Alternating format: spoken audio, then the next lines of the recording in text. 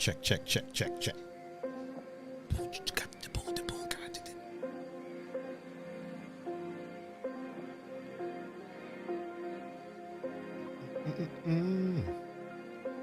Share the stream on Twitch sphere.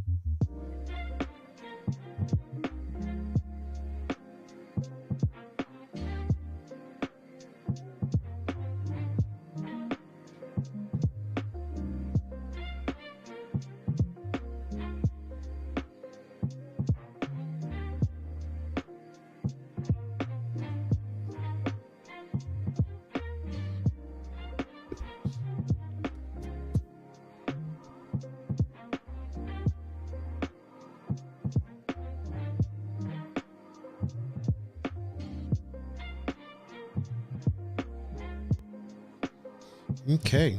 Well, we'll get started without everybody, and then we'll just holler at them as they make their way into the chat. It's that time of year, dude. Yep. Mm-hmm. Everybody starts showing up later and later and later. And we'll shout them out halfway through the show. All right, let's all right, we're 2 minutes late. We're good. Oh, Jay is in the chat. What up, Jay? How you doing, bro? What's up, Jay? This is also the time of year where we experience rolling blackouts. So yeah, if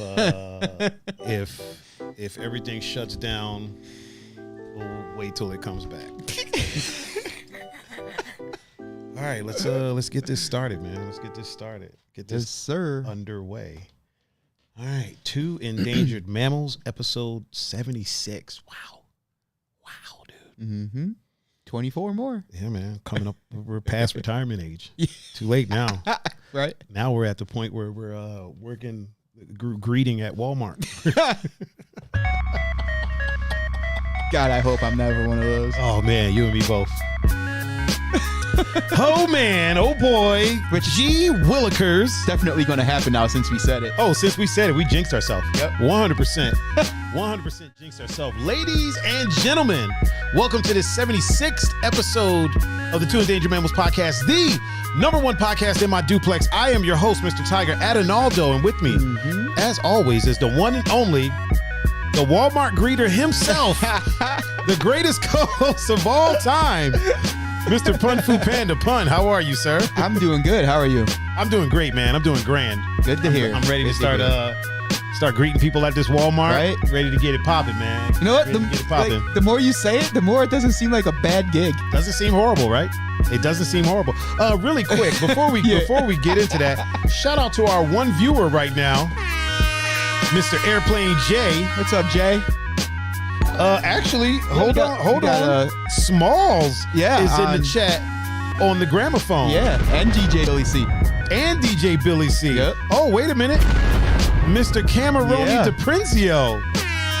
What's up, Cameron? Man, listen, our people never let us down, bro. Right? Our people never let us down. Just when we think we about to be in here talking to ourselves, right?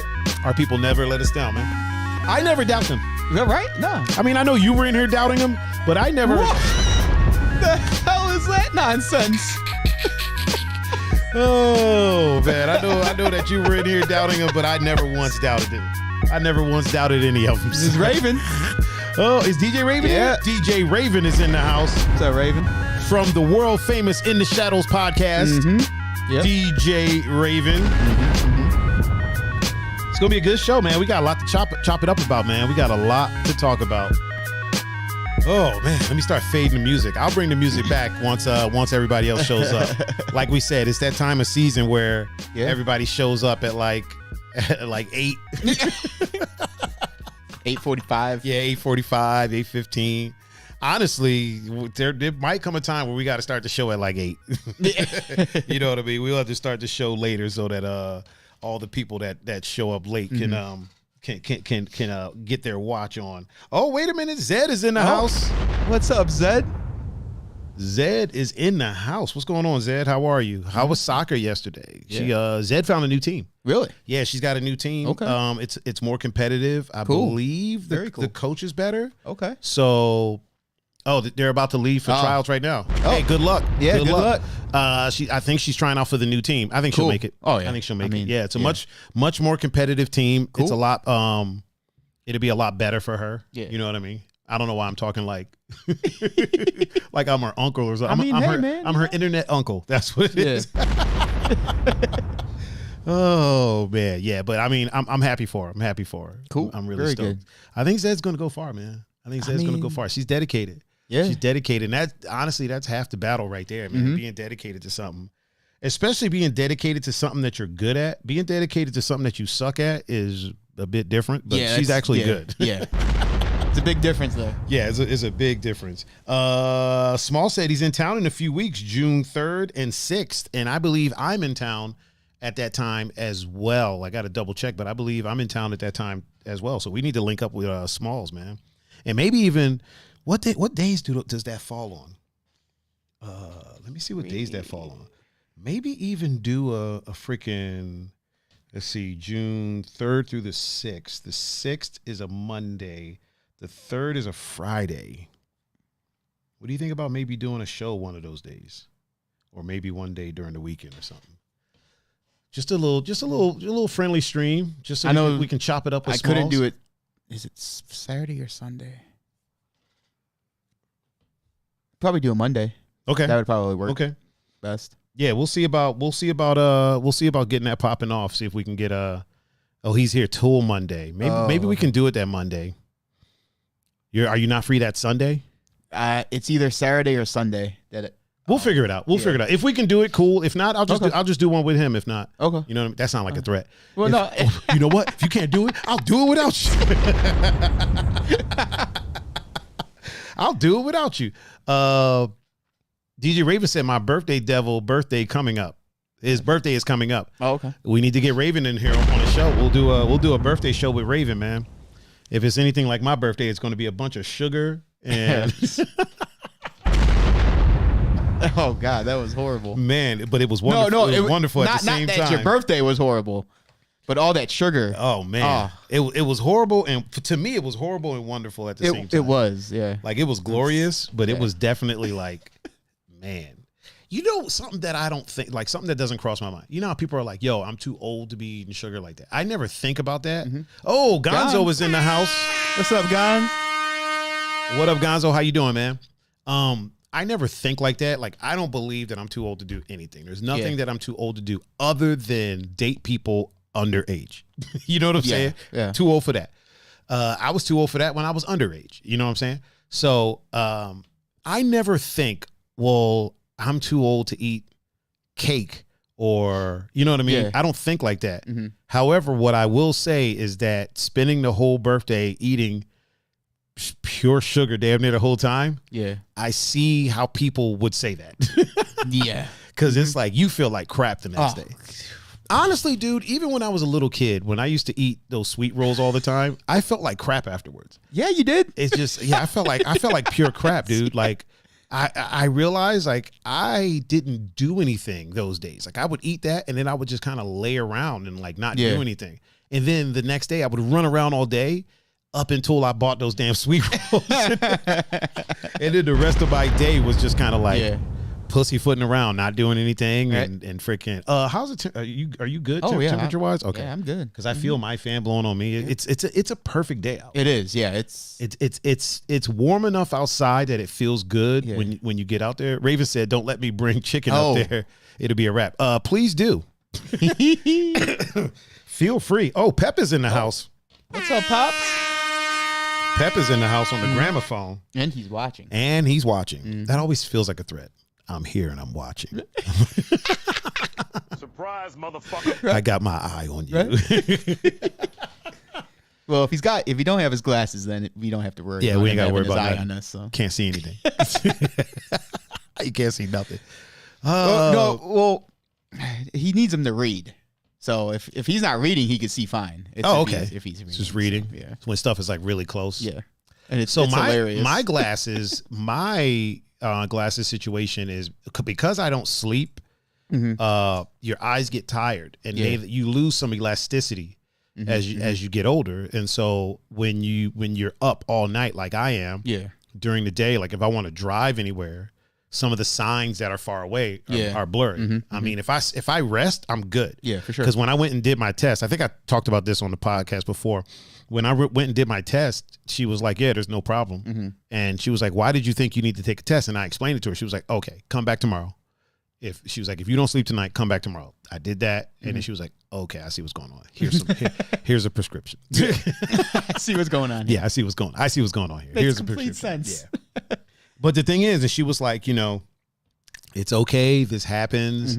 Sometimes in life we need to get glasses. It happens to a lot of people. And I was like, you ain't got to cheer me up. I was like, lady, I've been wearing glasses. Right.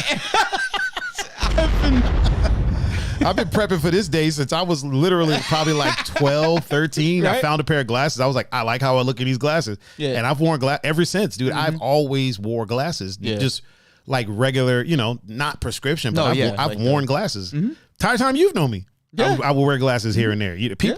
I wore glasses so much that people thought I needed glasses. And when I was like, no, I don't need glasses. These are fake. Yeah. People were like, what the fuck? They're clear. Yeah. I was like, yeah, you ain't got to tell me nothing. I was like, look, I showed her my logo. Yeah. She was like, how long has this been your logo? I'm like, ever since I've been me. Like, this is just what I wore glasses. She was like, oh, okay. So you're prepared. I was like, yeah, ain't nothing different. It's not like people are going to see me like, oh shit, you got glasses now? Like, nah, this. Matter of fact, sometimes in the chat, people are like, no glasses? Right. No necklace, no glasses. Although I'm not wearing my necklace. You're not wearing either. I redid it. I redid my necklace. Yeah, because cool. Remember it broke. Yeah. It broke at that party, and Sam got me some replacement beads that are a little bit bigger. Ah, okay. I like it better now. I'm not gonna lie. And so that's the move now. Now that I know where to get the beads, I ain't collecting them all. If it breaks, I'm just whatever. I'm just gonna go buy them. Just buy them again, man. Call it a day. I think what I'm gonna do is I'm gonna preemptively, like once a year, I'm gonna preemptively like restring it. Okay. Just to get ahead of it. Yeah. You know what I mean? Just to get ahead of the game. Not? Yeah, might as well. It doesn't make sense to not do that. Yeah. The beads are like $4. Oh, jeez. Yeah. You know what's crazy, man? That necklace is like a $60, $70 necklace. That's what you were saying. And bro, the beads are like $4. Yeah. The wood itself probably costs whatever, a couple dollars. It's the labor that they're charging you for. Yep. And if I could get the fucking little machine thing, I can make it my damn self. I ain't going to though. Nah, that's work. That's work. I ain't right. I might restain it though. Okay. I might and by I might ask Greg if he could restain it. Yeah, I'm not doing none of that, dude. None of it. Not at all. Dude, I'm realizing I am not a manual labor kind of guy. Really? At all, man. At all. Like, okay, I'll do stuff and I'll do stuff to like help my friends. I'll do stuff to help people out. But I am not like, I'm not going to remodel my bathroom myself. Yeah. I'm not going to build whatever myself. You know what I'm saying? Like, I'm just not going to do that if I don't have to. Like, obviously, I'll do some. I didn't even do this. Even changing the tables, fucking Sam put this together. Really? Yeah, she screwed the legs into this. Look at that. Screwed the legs into that one. Her granddad taught her all about like carpentry and stuff like that. So yeah, like I ain't doing none of that. Not doing. It's just not me. It's not who I am, dude. Working on cars. It's not me. It's just not who I am, man. Like I know a lot of dudes. A girl I know was like, well, what do you do to make you feel manly? I was like, what do you mean? I don't need to feel manly. Yeah, right? I'm a man. Yeah. You know what I'm saying? I don't need to feel manly. She was like, well, you got to do something. And I was like, no. I mean, I fight MMA. Like, what's more manly than that? But, other than, like, I don't need to do anything to, like, prove my manhood. Right, yeah, I'm not, yeah. You know what I'm saying? I feel like, so here's a hot take. I feel like, so toxic masculinity, right? I feel like it's kind of a non-thing. Like I was reading something and it was saying that masculinity isn't toxic. The lack of masculinity is what's toxic, because then you're trying to prove it. Yeah. And that resonated with me. And I thought about it and I was like, that's true. The people who aren't masculine are the ones that are constantly trying to prove how masculine they are. Which would seem like toxic masculinity. Exactly. Yep. Exactly. I feel it. Toxic masculinity, while it's a thing, and I'm not going to say it doesn't exist, but it's actually not the masculinity that's the it's toxic the lack part of. It's the lack or of. feeling that you're not masculine enough. Yeah, exactly. Yeah. Exactly. Because I feel like there isn't anyone who is. The hell is that? She must be vacuuming upstairs. It's fantastic. Yeah, she must be vacuuming upstairs. I feel like there really aren't many men who aren't masculine enough. Right. They're just told they're not. Yeah. By people who are maybe. Well, they're told that by people who are actually less masculine than them. Exactly. Or who aren't comfortable with their masculinity. Yes, that's exactly what I was trying to say. Thank you, sir. You're welcome. You're welcome. You hit the nail on the head. I love it when that happens. Yeah, they're just told that they're not. Yeah. You know what I mean? Like, if you are a man, then you are masculine enough. Yeah. You know what I'm saying? And that goes for all men. Mm-hmm. And I don't need to go through the list, but I'm talking men, trans men, fucking sometimes men, because, you know, there's people that are fluid. So sometimes men, you are masculine enough. If you are a man, for the time that you are a man, you are masculine enough. If you are, you know, for my fluid people out there, if the next day you don't feel like a man, cool. Then you are feminine enough. You know what I mean? But I can't talk on that. I'm not a woman. Yeah, for sure. But for men out there, if you are a man, then you are masculine enough. You know what I mean? Like, you don't need to do ultra masculine things to make you feel manly unless it's something that you want to do. Then yes. If you are like, you know what? I want to do the running of the bulls. You know what I mean? And if you say something like makes you feel like a man, cool. That's fine. Yeah. As long as it's not coming from a place of feeling less than. You know what I mean? If it's just something that you want to do, like, hey, I'm a man, I want to be. The whole reason I bought all that camping shit is because I'm like, you know what? I'm a man. I want to be out here in nature. I want to. I didn't do none of that. No. And me camping is not camping. Oh, listen, if you're looking at me camping to prove my masculinity, nope, not it. Couldn't be the furthest from the truth. I am probably the least what you would call masculine camper. I am a glamper. Yeah. In every sense of the word. I have a shower. I have a flushing toilet. I have a tent for the bathroom. Right. I have a fucking 3-bedroom tent. I got a fucking queen size self-inflating air mattress. That so I ain't even inflating the mattress. Right. No. I ain't even doing that. Ain't no point. So if you're looking to me to be the Changa, Scotty Powell is in the house.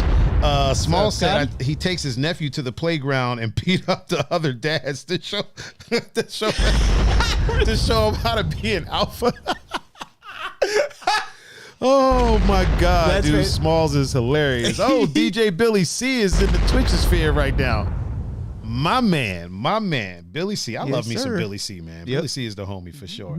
That is hilarious, Smalls. That is 100% hilarious. He said, I take him to the playground and beat up the other dads.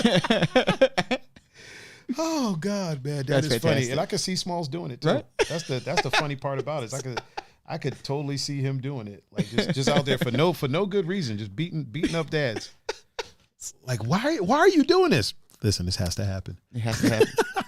Your masculinity your lack of masculinity is on display. Yeah. This has to happen. My nephew needs to know the way. Don't avert your eyes. You need to watch. Yep. Oh man, that is too funny. I was about to talk about something before we got into that, and I can't think of what it was. Oh well, doesn't really matter. Doesn't really matter. Because really, what is masculinity? You know what I mean? Who knows, man? Who knows? Because I can't chop a tree down. I'm not right. Yeah, but I could whoop your ass though. Exactly. So what's that mean? Exactly. Yeah, that's, you know what I mean? Or like beards, right? Mm-hmm. Beards for a long time have been like the sign of masculinity. Yeah. Right. But you got people that were born women, transition to men, and have beards. Mm-hmm. So what now? You know what I mean? Like, so how can that be? Now, I'm not taking away from their masculinity. Yeah. You know what I'm saying? Mm-hmm. But what I'm saying is, if beards are so masculine, how are people that are born in the wrong body as a woman able to grow them? So, you know what I'm saying? Like, yeah, clearly it has nothing to do with masculinity. No. You know what I'm saying? Yeah. And it's a deep question though. Like, what is masculinity? Mm-hmm. Like, what is it? Is it beating somebody up? Some people would call that toxic. Some people would call that sport. Yeah. You know what I'm saying? Know what I mean? I've gotten called toxically masculine because I do MMA, by a woman who just didn't understand what, and I'm not saying women, I ain't doing no damn disclaimers. Fuck that. I always say I'm not doing disclaimers and then I always do them. This in particular woman did not understand like what MMA is all about. Yeah. Like she didn't understand. We're not just beating our chest. It's a chess game. Yeah. You know what I mean? We're not just out there, fucking each other up. A lot of times we're friends afterwards. Yeah. We're friends before. Right. Like all the drama that people see on UFC and shit like that. That shit's for that's hyped up. It's for TV. It's like WWE. Yeah. Right. You know what I mean? They're they hate each other on screen. Right. And then see each other afterwards and chop it up and go out to eat. Unless you're Masvidal and what's his face? Covington. Covington or Ben Askren. Yeah, they might have. They might. Masvidal and Covington have legitimate beef. Yeah, they have legitimate beef, and Covington won that fight. Legitimately won that fight. Legitimately win. Yeah, and I will also say that Masvidal doesn't need to hang his head because if they met on the street. Which they did. Yeah. It was a whole different thing. It was, yeah. When there's rules in place, there's it's kind of like, okay, I fought a guy who I think he was either a former Navy SEAL or did SEAL training, one of the two. Mm-hmm. And I was asked if I was scared, and I was like, no, because he can't kill me. You know what I'm saying? He's not allowed to murder me in this case. Yeah, it was like a smoker event somewhere, and for those that don't know, a smoker event is basically like low level. You know, like a lot of I think it came from a boxing term. It's like a low level event. A lot of times they're not even sanctioned. Mm-hmm. Everybody gets paid. You know, it's really it's not weird. It's just before everything was what it is now. There was a lot of smoker events going on. It's called smoker events, I think, because there was like smoking allowed. You're in a smoky ass room, trying to fight a dude. You know what I mean? Right, like, so I mean, still in the ring and all that stuff, but it was like a smoker event. Small said, I tell them it's just business. Make sure your kid is watching this life lesson. Smalls is hilarious, dude. Smalls is hilarious. But I was asked beforehand for whatever blog that was going on. I was like, no, because he's not allowed to kill me. Right. You know what I mean? I was like, would I fight him on the street? Fuck no, dude. He's a fucking Navy SEAL. Like, I would die. Like, if this was on the street, he would have probably killed me before I even got here. You know what I'm saying? Yeah. Like, he would have probably taken me out before I even got here. And I won the fight. Do I think I could beat him in a fight with rules? Yeah. Yeah. With the set of rules, put it like this. With the set of rules that were in place that night, absolutely. Clearly I can. I did it. Yeah. If the rules are different where he could, because, in like 1FC, you can kick people when they're down. Yeah. You can soccer kick. Mm-hmm. If he could soccer kick, probably be a different outcome. Probably would have kicked my head into the fucking audience or something like that. You know what I mean? But with the rules that were in place right then and there, I can beat him.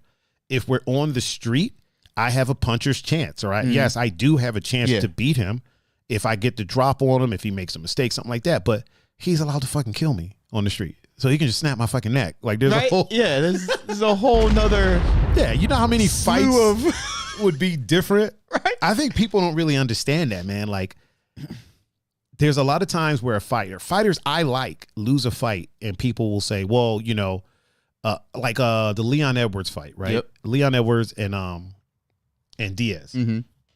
End of the fight, Diaz had him rocked. Yeah. And a lot of people were like, yo, if there was a little bit more time, if this was on the street, he wouldn't have been able. But we're not on the street. But we're not on the street. It's not a street fight. And I love Diaz. Right? I love him. Yeah. Love him. Love the Diaz brothers. But we're not on the street. And we're not on the street for a reason. This isn't a street fight. Right. This is a sporting event. This is it's like a track meet or a wrestling match or a boxing match. These are gentlemen that are in there fighting. These aren't street fighters. Masvidal is a fucking street fighter. Yeah. You know what I mean? I ain't gonna take that away from The him. Diaz brothers might be street fighters too. Diaz brothers are probably definitely street fighters. Leon Edwards is not a street fighter. I mean, do we know that though? Maybe. I'm sure he's gotten into some scraps, but he's not somebody that, like Masvidal. We have a documented history of him fighting in backyards in fucking Florida. Yep. That's like a thing down there, dude. It is. It's a thing in Florida. Yeah. I remember when I was stuck in Florida for that time, there was so many people that found out that I did Muay Thai and kept trying to get me to fight people in these backyards. And I was like, no. No. I was like, I'm not doing it. Right? You know what I mean? I'm like, it's- why would I do that? You know what I'm saying? Why would I do that? I remember I said to one of the dudes, I was like, they were like, oh, so you you do Muay Thai? I was like, dude, I'm the #1 kickboxer in my house. Like, that's exactly what I said. In my house. Yeah. But that's what I said, right? Yeah. And he was like, oh, we can find out about that. I can call some people over. And I was like, what are you talking about? Did you even hear what I said? Right. Or did you stop at #1? Yeah, right. You know what I mean? Right. Like this. I said in my house. Yeah, in my house. It's me and the dog. Right. And I was like, and if anybody comes in my house, yes, I'm going to kick their ass. 100%. If anybody comes in my house starting shit, I'm kicking their ass, which I will retain the belt. Yeah. You know what I'm saying? Right. But either way, I'm like, what did you even hear, dude? Yeah. And you know, it was a weird situation. And look, if that's the culture, cool. But I was kind of like, yo, like, why would I do that though? You know what I mean? Like, I'm in a whole ass other state. I don't know anybody. Right. I barely know you. Right. You know what I mean? Yeah. I have one person that has my back. You could call any amount of people over here, and we could get fucked up. Mm-hmm. Who knows if I'm even going to get paid? Like, honestly, here's the thing: if I knew, there might, if the situation was different, there might be videos of me out there fucking backyard fighting. Because like, if I knew, like, all right, I can trust this guy to pay up. Mm-hmm. I know I'm not going to get jumped. If I beat the person, then there's not going to be any grudges. You know, like, there's too many factors involved when you're not from someplace. For sure. Like, I beat this guy. His friend sees it. I go to the club a couple days later. His friend, who I didn't even know existed, is there that watched it and now wants revenge. So now I'm getting jumped. Right. For, you know what I mean? For some shit that I didn't have nothing to do with. That's not a good idea. Yeah. Terrible idea. Terrible idea. But yeah, they like, especially when I was down there, dude, they're way into it. And like, we were in the suburbs. Yeah. Like, if you look at a lot of those fights, those are in the suburbs. Yeah. That ain't like downtown fucking Orlando or shit like that. Like, you don't got backyards in the fucking in the city. If you do, it's like 10 by 10. Yeah. That's just mad small. Right. Like, and it's not like they're in these shitty houses. No. Like, they're in a nice area. Just fighting in the fucking backyard, dude. Listen, I don't get it, but hey, man, whatever. And you know what? Even then, at the end of the day, they have rules. Right. Like, somebody drops, they stop. Yeah. They're not just pounding on each other. Like, there's rules. There's rules involved. So I respect it. I was I was watching real quick. Don't roll back because Bishop's head is right by it. this little motherfucker. I don't know why I call him little. All right. He's big as shit. He wasn't even little when we got him. Right. Oh man, the girlfriend of that dude hits me up every now and again, asking about him. Like, yeah, he's good. She's like, yeah, me and him aren't together. I'm like, cool. Like, I don't need to know all that. Yeah, right. I don't need to know that kind of information. You know what I mean? That's always weird. It's always weird to me when I meet a lady. These ain't ladies. When I meet a chick through a friend, these ain't no damn ladies, man. Ladies don't do this. Ladies don't do this. Yeah. Ladies don't try to hook up with their ex's friends. Yeah. I feel like that's not a thing that ladies do. But, you know, whatever. I meet a chick through a friend of mine, and then maybe months later, they chop it up with me randomly, and I'm starting to be able to notice, like, it's always like some random, like, they need help with something, and it, like, okay, so like, let's say the dude will hit me up. Hey man, my computer's acting up. Can you come take a look at it? Yeah, no problem. Take a look at it. Does that a couple times, right? So then when they break up, old girl will be like, hey, I know you're good with computers and stuff. Do you think you could look at my computer? All right, well, what's the symptoms? What's going on? And the conversation always shifts. Like, they'll be telling me the symptoms, and then, so how have you been? Yeah, I'm good. Yeah, me and so-and-so don't talk anymore. And I'm like, Oh, There it is. Okay, I see. I see what's going on here. I see what's happening. I see what's happening. That's happened to me. And here's the thing. I'm sure it's happened to a lot of guys. This is not a Thaiger thing. This is not something that just lives in the bubble that is my life. Yeah. Oh, Liz. What's up, Liz? What up, old sister of mine? Yeah, this isn't something that lives in my bubble. And I know for a fact it happens for women way more than it happens for men. I know for a fact that women get hit up by their ex's friends or their friends. So I have a friend. I'm not going to say her name because this would give it away. I have a friend that was staying with her best friend for a little bit. Okay. Right? Mm-hmm, mm-hmm. And her best friend's boyfriend, like, would always say like this flirtatious stuff. Now, the boyfriend lives there. Okay. All right. And then one night, this dude basically just professed his love for her and was like trying to, get frisky. And old girl is in the bedroom sleeping. And I was like, how does that work? Yeah. I'm like, how do you know what I mean? Like, but then here's what weirded me out about it. I was like, let me ask you this though. And I go, and I'm not blaming you and I'm not shaming you, but why didn't you nip this in the bud the first time it happened? Like for me, if I'm staying with my homie and his girl says some slick shit, from that moment on, I'm avoiding her like the plague. Yeah. You know what I mean? Yeah. I'm avoiding her like a motherfucker. There will never be a time where I'm alone with her in that house. For sure. Jackie P is in the house. What's up, Mom? Yeah, there will never be a time where I'm alone with her. You know what I mean? It's just not going to happen. I ain't going to be up late watching a movie in the living room so she can come out and I'll have a TV in my room. If I have a room, I'll have a TV in there. You know what I mean? Like there will never be a time where I was in a situation one time, man, and this was a weird situation. This guy was with a girl, this European chick, and they weren't exactly together, but in his mind, it was more than what it was. Okay. To her, it was an open relationship, and apparently she had explained that to him. Okay. Before she came to the States. Like, yo, I'm not trying to be tied down. Like, you're cool. We can spend time, but I'm not trying to be your girl. And he was like, yeah, no problem. Cool. Okay. So they were staying together. She had a separate room. So one day I was there for like a after hours type thing, and she was chopping it up with me, and like we exchanged info. Now I learned about all this afterwards. Okay. So we had exchanged info.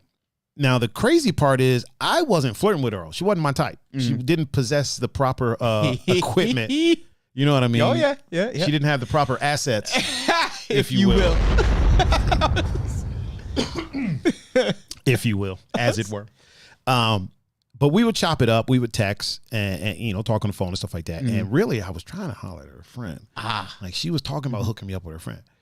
This dude freaked the fuck out.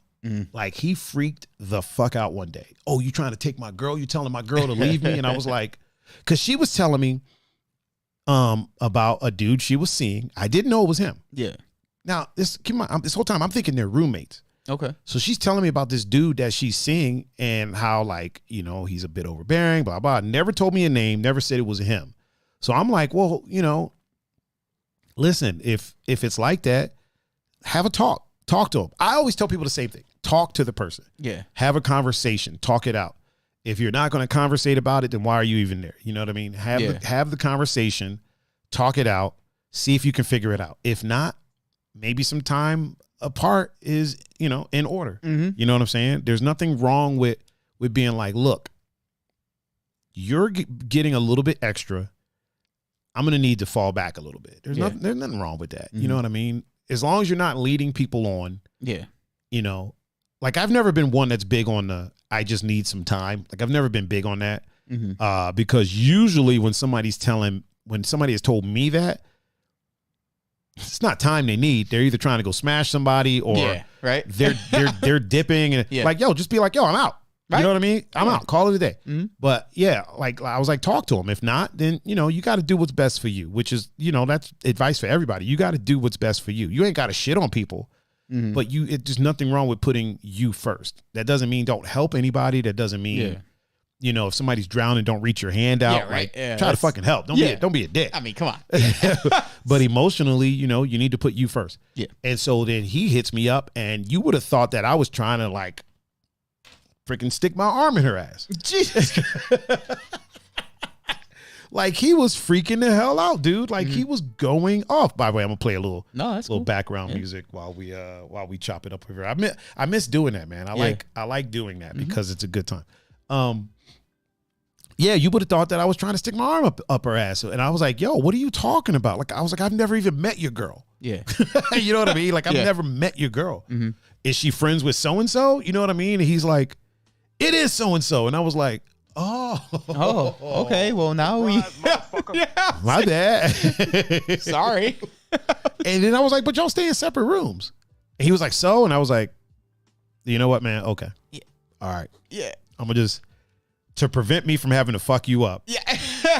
I'm going to, because this dude was tiny. There was no way that he was, you know what I'm saying? There's no way. And I'm not a bully, but it's like, what is he going to do? You know what I'm saying? Yeah, right. It's like if I was a bully, I could have been like, I'm going to keep talking to a dude. Fuck you. What are you going to do? You know what I mean? But I was like, you know what? I'm going to give you that. Okay. Mm-hmm. I didn't know. My bad. And if you keep talking shit, I'm going to fuck you up. Yes. Because, you know, while I am not going to jump on somebody smaller than me, I am also not going to just let them continually disrespect and talk trash. But yeah, that was a weird situation with a chick. I think she got a little extra. She got a little flirtatious, and I didn't really realize it. I was definitely trying to holler at her friend, though. I'm not even gonna front, man. I'm not even gonna front, man. Her friend was something special. Her friend was something special. Man, whoo, doggy. The crazy thing is I ended up talking to her friend, and there was nothing there mentally. Yeah. That's the worst, dude. That's the worst. It was just like, you ever watch a movie, like a comedy, and it's like the guy is really attracted to a chick, meets her, and then she's just dumb as a box of rocks, bro. Just no personality. This chick's whole personality resided in her posterior. Okay. Like that was all who she was. That was who she was. That's how she knows people. That's how she got friends. Like, because there's no personality there. And I was like, listen, if I smash, I wouldn't be me. You know what I mean? Yeah. Like I wouldn't be who I am if I go through with this. So I'm gonna go ahead and I'm gonna fall back. We can be friends, but I'm gonna fall back. I wouldn't be myself if I didn't, man. That would just be horrible. How have you been, sir? I've been good. I feel like I haven't seen you in a week. Per the usual. How's work going? Not too bad. Not too shabby. Yeah. Let me ask you this. Is it hot in that warehouse year round, or does it get hotter like during this time of year? It gets, it's not too bad still. Okay. It's whenever their humidity's. Okay. When the humidity starts to be constant, that's when. Let me ask you this as well. How long does it take for that place to cool the fuck down? Cause like, you know how like, okay, here in this apartment, right? Yeah. If tomorrow is super hot and super humid, it'd be hot as fucking here. Yeah. But if the following day is kind of mellow, it'll cool off in here pretty quick. So I would imagine that warehouse would take a while to cool off. Well, because it's you have to think it runs 24/7. Yeah. Not quite as much 24/7 like during the weekends. Yeah. But there's still activity. So once it's hot, it's hot. So once it gets hot, it's not. Because you have to think about it, like there's air obviously. Yeah. But the only place you feel it is like in the bathrooms, the cafeteria, the offices. Because that is a big open space. In the hub itself, you got the bay doors always open. Oh yeah. The brown trucks that deliver to like small businesses and houses, they pull into the hub. Oh shit. You know what I mean? So y'all are basically just cooling the outside. Yeah, pretty much. Honestly, like we got like those big industrial fans. Yeah. Those work better than the air in the hub. Oh wow. Itself. Wow. You know what I mean? Because you're not going to feel the air. Yeah. When you're in the warehouse. Right. Unless you're in an office, bathroom, cafeteria. So those industrial fans, they do the trick. But you're not always by one of those. Yeah. I am. But that's a different story. My man said, I am. I got two in my area. So Holy crap. yeah. So Wow. Damn, that must be nice, man. yeah. It must suck though during like the high point of the summer to have to go in there because I feel like at some point, because like some of the summer days aren't as hot. The days that aren't as hot, I feel like walking in there, I feel like the humidity just meets you at the door. It punches Like you right in the when you face. get there. Yeah, It's just it's like there were like especially when I was unloading, there were days when like it'd be like when I was on Twilight, I'd get out at like between 9 and 9:30. And you know, like in the summer, like it's still 75 degrees outside at nighttime. Oh, really? Oh, yeah. You know what I mean? So like just from walking outside and the drastic temperature change, it'd be like, holy shit, this is glorious. You know what I mean? Like this is wonderful. yeah, Wunderbar. and it's actually worse outside because of the humidity, but just the temperature change. It's wow, this is awesome. It's so whenever I'm out on the island on those super hot days, when I leave the hotel room, because the hotel room is nice and cool and chill, you leave that hotel room, the minute you get to the hallway, the hallways of most of these fucking hotels, bro, on the island, because there's air conditioners in the hallway, but they don't never turn them on. Oh. And I guess the reason is they don't want people just hanging out in the hallways. Okay. Even though people do it anyway. I feel it. But I understand the reasoning. Yeah, but still. But when something doesn't work, it's time to switch it up. Yeah. So you open your hotel room door and it's like you walk into the rainforest. Like it's just so humid out there. Yeah. And there's always people passed out. And I might be wrong, but I feel like being drunk and being in a super hot, humid area is like makes it easier for you to pass the fuck out. Well, yeah, because the whole premise of you being drunk is because you're dehydrated. Yeah. Yeah. Like and so if it's hot and humid, yeah, you're probably going to pass out. And I was like, I feel like that's why I always see people passed out in the hallway whenever I'm staying on the island. And you know what? Having, been doing some traveling and stuff, I'm noticing a lot of hotels do that, man. When I was out in Tahoe, the hotel that I stayed at, well, the first hotel that they put me in that first night, it did the same thing. They didn't turn the air conditioner on. The hallway was hot as fuck. Yeah. But the rooms were like super, climate controlled and all that stuff. In Vegas, the hallway was nice. Yeah. But that's a whole ass like casino. It's the Palms. Yeah. That shit. Yeah. They ain't leaving. And it's Vegas. There's people hanging out everywhere. So They ain't leaving nothing. They ain't leaving nothing to its own devices out there.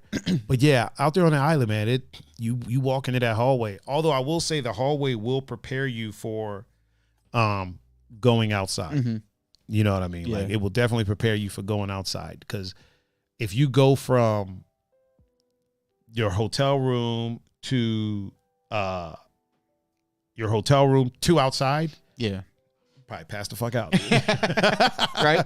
In that sun, you'll probably pass the fuck out, man. This shit is not the move at all whatsoever. No, because like I used to tell you, like I would tell you that like when they would pop up the trucks, like open the trucks, like there's sometimes where like, because you have to think like those trailers, depending when they get to the yard, they sit there until they get pulled in. Yeah, they get backed up, so they're just baking.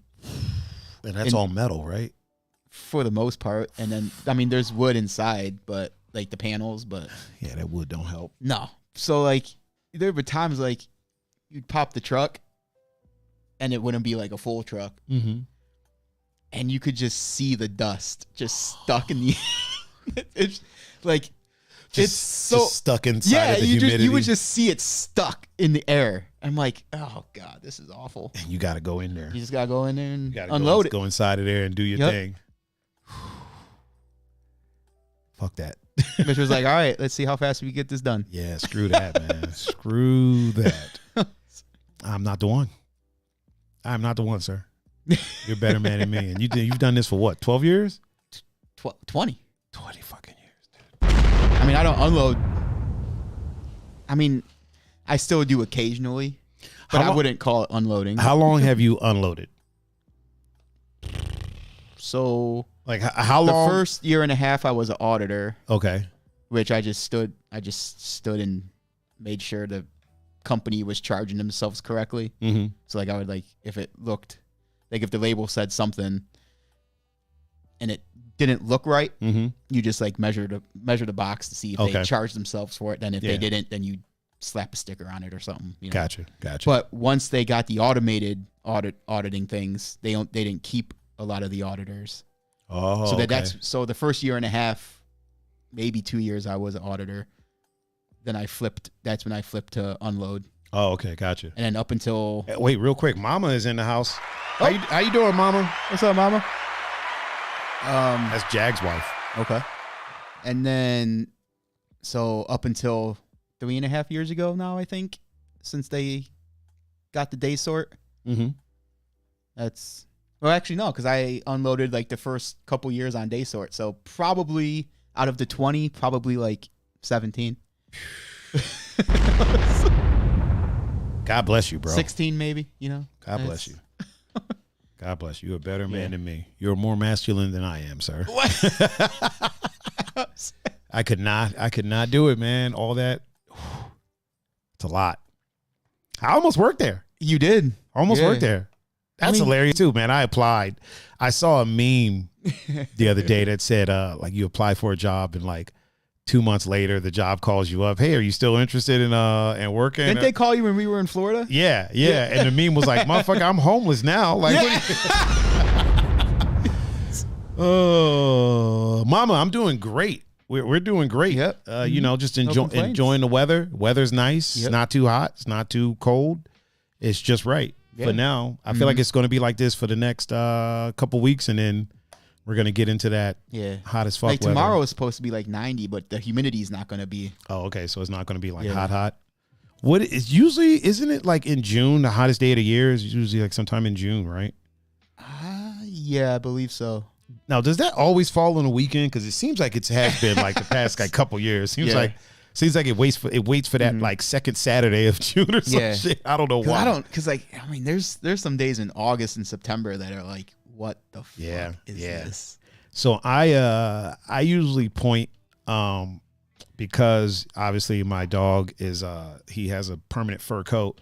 I usually have a fan that I have pointed directly at his bed. So like if he wants to chill in his bed, he can just kind of. I think I'm gonna just pull the trigger, man, and put an air conditioner in here. One of those rolling ones. Yeah. I want to get one of those, like the portable one that they kind of like stand up and they have a tube that goes out the window. I don't know why everybody don't have those instead of the ones you have to put in the window. It seems way safer. Yeah, it does, yeah. You know what I mean? It seems way safer. It seems way more energy efficient as well. Yeah. So yeah, I think I'm gonna get one of those. And our homie Brooke. What up, Brooke? What up, Brooke? How you doing, man? Brooke Robinson is in the house. Yeah, I think I'm gonna go ahead and get an air conditioner for in here. I think I'm gonna get two. I'm gonna get one for in here and one for the TV room. And just do it that way. Yeah. Keep it nice and cool in here, nice and chill. Because I wanna do some changing around, downsizing in a sense, like as far as like the light. The soft box that's on the light that's on me, I'm gonna make that. There we go.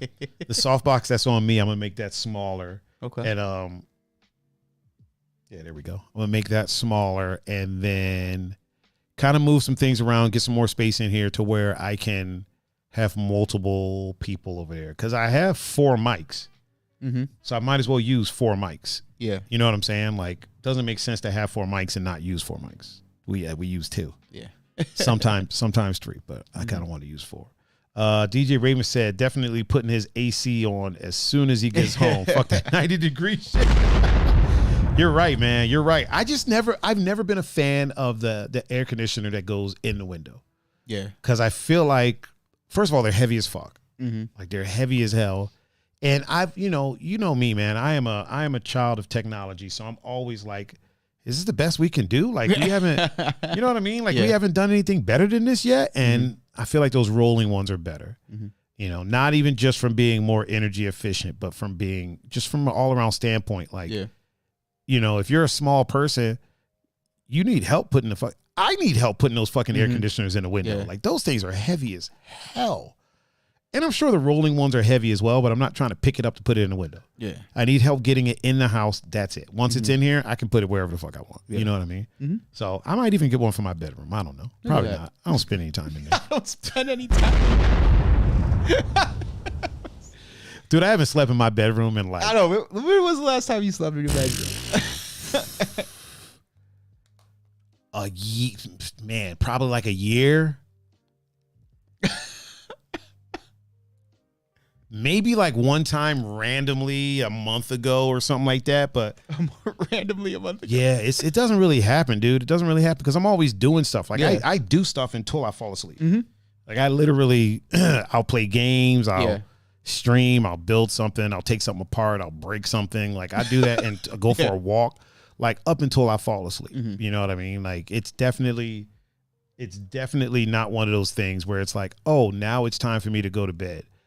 Brooks said, living the good life out here. Well, trying to be. What about y'all? Man, we're living, man. Yep.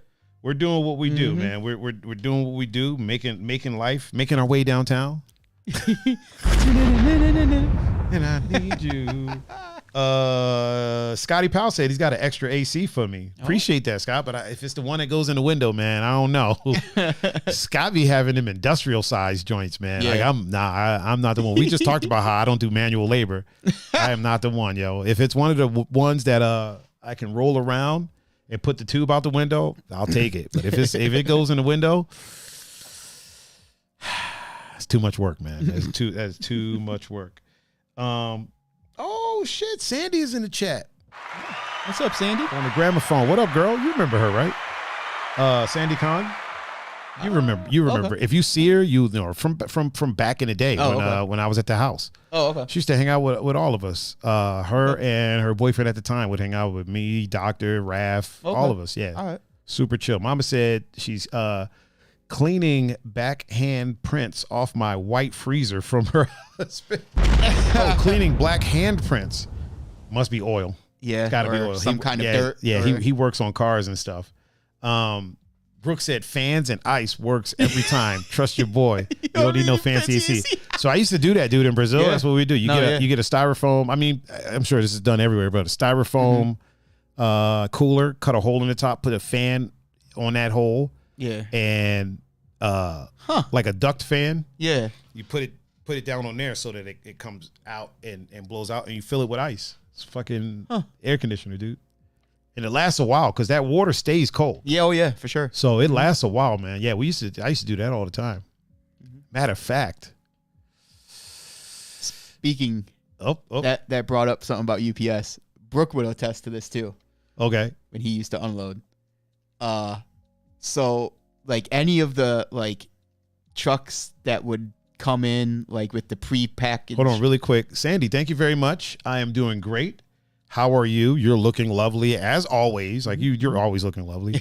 Hope everything is well. Also keep in touch, girl. Keep in touch. I hate losing touch with people that you've known for a long time. Yeah. You know what I mean? Mm-hmm. Drop me a line every now and again. Just say hello, chop it up for a bit. Yeah. What were you saying? So like any of the trucks that we would get that would have like the pre-packaged meals because they pack them with dry ice. Oh, okay. So those trucks were those are glorious. Those trucks were a hot commodity at UPS. Like, and then at one point when I was unloading, I would always be one of the guys with like upper seniority. So right. So you're like, oh yeah, I'm doing this. Whenever those trucks would come in, I'd be like, that's mine. You're like, I don't give a damn how many boxes. You don't think about it, but it's a good like 5 degrees cooler in that truck because of all the dry ice in those boxes. Scott said, of course he does. The industrial fucking air conditioner, Scott, or the rolling air conditioner. Which one? You didn't tell me. Yeah, he didn't tell me. Mm-mm. Oh, he said window and mobile. Oh, you have an extra mobile one? Uh-oh. Because if you have an extra mobile one, sir, I'm your guy. I am your guy. Mama said oil and grease, the life of being married to a mechanic. Yeah, I told you. Brooke said he got booted from those trucks so many times. Actually, probably by me. Was it? Was it by you? You were like, hey. Yo, Brooke. I'm going to need this. Yeah. You got to dip. Yep. It's curtains for you, sir. Mama, why didn't y'all get a stainless steel fridge? That way he doesn't. Well, I guess it would still leave stains, but it's a lot easier. Yeah, it's a lot easier. I feel like to clean, it's easier to clean stainless steel than it is the white ones. But I could be wrong. Yeah, those dry. So is Scott said, dude, come on now. Hey man, listen. If you have an extra portable air conditioner, hit your boy up. Holla at your mans. Holla at me. He said that's why I joined the Navy. I couldn't take all the disrespect no more. Like that shit doesn't happen in the Navy. You know what I'm saying? I feel like it got worse when he got over there. Right? You know what I mean? That shit got worse when he got to the Navy. Get the fuck out of here. Couldn't take it. Mama said we have stainless steel fridge, but we have extra stand-up freezer. Oh, they came with us free. Okay. That's cool. So my parents, they have a extra freezer that they keep out on the back porch for some weird reason. And it's filthy. It's not filthy, but it's not. Yeah. They don't really give a shit about cleaning it. The inside is dope. Yeah. He said, bro, it got so much worse. Yeah, I would imagine. Oh, Sandy said, thank you. I will keep in touch. I'll believe it when I see it, Sandy. Believe it when I see it. People always say they'll keep in touch, and then the touch is never kept. The touch is never kept. The touch is never kept. Yeah, I couldn't imagine me working there now. Like all the times we talked, like I said, I had applied there, and then we got to Florida, and then they hit me up. I'm like, right? No, like, yeah, right. Like, I think it was like a month or something later. Yeah, it was like a month. It was like a month later that I went in. I even went in for the interview and everything. Yeah, and then like a month later, I don't understand when companies do that. And this isn't a dig at UPS because most companies tend to do this. Like, I feel like, and especially in recent times, man, companies have been acting a little bit weird on the corporate level. Like, it's not the fault of the people doing the hiring because they're told when they can bring somebody in. Yeah, for sure. You know what I mean? So the person that interviewed me, it's not like they can just be like, all right, you're hired. They got to get approval. Yep. So I feel like the companies on a corporate level, man, have just been doing weird stuff lately. Like waiting a month before they tell somebody, hey, you know, you got the job. Yeah. A month later, you're probably doing something else by then. You know what I mean? You probably found another job. Right. If you Oh, Tiffany's in the house. What's up, girl? What's up, Tiff? Tiffany? Yeah, you probably find a whole ass other job by then. Or career or got into something better. You know what I mean? Yep. Here's something that I've been wondering. So I know there's a lot of places that are understaffed right now, right? And the going thing is that people don't want to work or people are being lazy. My question is this. If that's the case, because I don't believe that to be the case, and don't worry, people, this is not a political thing. Yeah. If that's the case, what the fuck are they doing?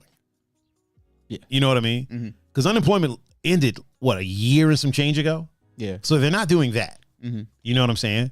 So what are they doing? Personally, Jeff, what's up, bro? What's up, Jeff? Personally, I think a lot more people are doing like side hustles as their main hustle. That's just me personally. Yeah. You know what I mean? It could. Or they're on to other jobs or maybe like work from home jobs or things like that. I don't think that these people are just sitting home. Not this many. Yeah. That's not to say that that it's not happening. Jeffrey said this is the highest pay rate in history. It is. It is. And I think people are working. They're just not working at the places that didn't raise the rate. You know what I mean? I do feel like they're working at the places that didn't raise the rate because they can't afford to raise the rate. Yeah. But the places that are just blatantly like look, dude, McDonald's is a multi-billion-dollar company. They can raise the rate a couple dollars. Yeah. You know what I mean? Like these Jeffrey said OnlyFans Keener Wiener. Oh, holy shit. Holy shit. That is hilarious, dude. Yeah, you know, these mom and pop stores, I don't expect them to raise. Yeah. You know what I'm saying? Yeah. I mean, how could you? You know what I mean? A lot of those grassroots spots, they're barely they're basically the place pays for itself and they're kind of breaking even. They maybe make a couple dollars. Yeah. But these multi-million-dollar freaking entities, you can raise the pay rate a smidgen. Mm-hmm. You know what I mean? Brooke Robinson said, my OnlyFans is Deli Meat 21. Tell your friends, support your boy's dream. Support your boy's dream. Mama said, well, I had a job, but it's all good. I will be a stay-at-home mom for now. That's what's up. Do it to it. John Doe is a stay-at-home husband. Yeah. John Doe is a stay-at-home husband, man. Ain't nothing wrong with that. And, you know, there'll be other jobs out there when you're ready. Don't you worry. Don't you worry about a thing. Love that song. Mikey V is in the house. What up, Mikey V? What's up, Mikey? Speaking of side hustles, man, there's one of the topics on our ticker down there. So there's this chick who's from around here. She's been so I've been on Twitter a good amount recently, just, you know, messing around, posting and stuff like that. And there's this chick, I'm not going to say her name, but she's been apparently just blocking people left and right. So she's been allegedly making up stories like asking for money.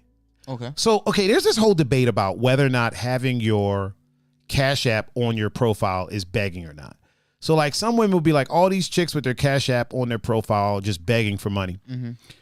I can't say that I agree with that. I don't think they're begging. I think they're putting it there. And if somebody decides to try to get their attention by throwing some money at it, cool. You know, I don't knock the hustle. You know what I'm saying? I'm not here to knock the hustle. However, there are people that are out here begging, digitally begging for money. You know what I mean? It exists. Yeah, for sure. We can't pretend that it doesn't exist. Yeah. However, if you have... it's yin and yang, right? Yeah, it's yin and yang. Yeah. I call it the simp brigade. There you go. I call it a simp brigade. I call it a simp fund. You know what I mean? Like, I have a good friend that I know that I'm not going to put on blast, but you know, motherfuckers on Twitter be sending her loot. Right. You know what I'm saying? Yeah. And I call it the simp fund. Yeah. You know what I'm saying? I mean, and whenever she's shopping and stuff like that, I'm like, take it out of the simp fund. It's basically free money. Mm-hmm. If they're willing to, you know, there are people that want to part with their money for people of the opposite or same sex, right? Mm-hmm. I think you would be remiss if you weren't one of those people that received it. Right. Now, this person isn't out here begging for money. No. She's not like, if you want to talk to me, you got to send me money first. Like, to me, that's ignorant. Yeah. Anybody's allowed. If you're on social media, anybody is allowed to say hello. Right. Say hi. Hello, how are you? No, don't be sliding in people's DMs with vulgar shit. Like, the people's profile that says no DMs, that's weird to me. If it's respectful and they're genuinely like, yo, I saw you posted that you like such and such band. What's your favorite song? You know what I mean? Or how's their stuff? I've been thinking about listening to them. What's your opinion?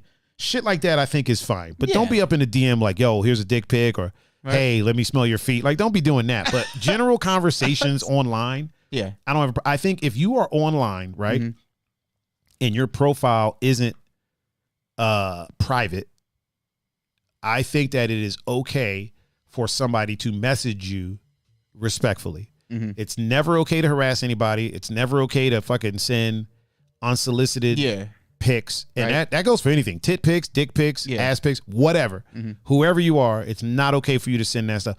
I get more unsolicited booty and boob shots in my Snapchat inbox than anything else, dude. From people that I don't even know. Yeah. Basically begging for money. Mm-hmm. You know, and some would say, no, that's advertising. Yeah, but I don't know you. Right. I didn't follow ask you for the advertising. Yeah. You followed me. And you started sending this shit. I didn't ask for it. So at this point it's begging. Yeah. You know what I'm saying? But yeah, I think it's totally fine, man, to message people if you're with a genuine conversation. You're not trying to hook up with them. You're not trying to do anything like that. Unless they are an escort, in which case, if you're trying to hook up with them, this is a business thing. Yeah. So if you're talking business, then okay, I understand you saying, look, this is what I would like to do. Like, if you're an escort, I think it would be okay for somebody to message you, hey, how much for, you know, this, that, and the other thing? Yeah. You know what I'm saying? I think that's fine. That's business. Yeah, right. Yeah, you know what I mean? That's how that business works. Exactly. We're talking business. Again, be respectful. Yeah, yeah. Don't be disrespectful about it. Right? But if you are a sex worker, you will probably get sexual messages. Yes. These messages, if you are a sex worker, then the sexual messages that you get should be business related. Yeah. Hey, I would like some pictures of your feet covered in mayonnaise. How much? And where do I send it? You know what I'm saying? Yeah. Like, that's the type of shit. But don't be, oh, I want to do this, that, and the third. Listen, if you ain't paying, listen, this is what they do. Yeah. So if you ain't paying, fuck out of here with that. Now, back to the lecture at hand. I don't think having your Venmo, Cash App, whatever, PayPal on your thing is begging. I don't think that saying things like, hey, I'm going to this place. If anybody wants to buy me a drink, let me know. I don't think that's begging. I do think people take it too far. I think that there are people that like will constantly ask for money from dudes, but then will talk shit about dudes the whole time. And it's kind of like, yeah, you know, like I wonder how much of that is real and how much of that is just, unless that's what those dudes are into, is neither here nor there.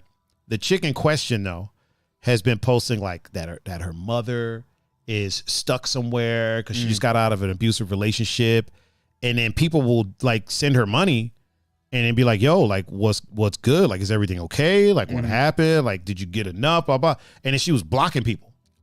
Or people will like send her money and then kind of think about it and be like, yo, is this real? Like, you know, I just have some questions. Like I saw one dude post like, yo, I just asked if it was real. He's like, I don't even want the money back. He's like, I don't care about the money. I don't need the money.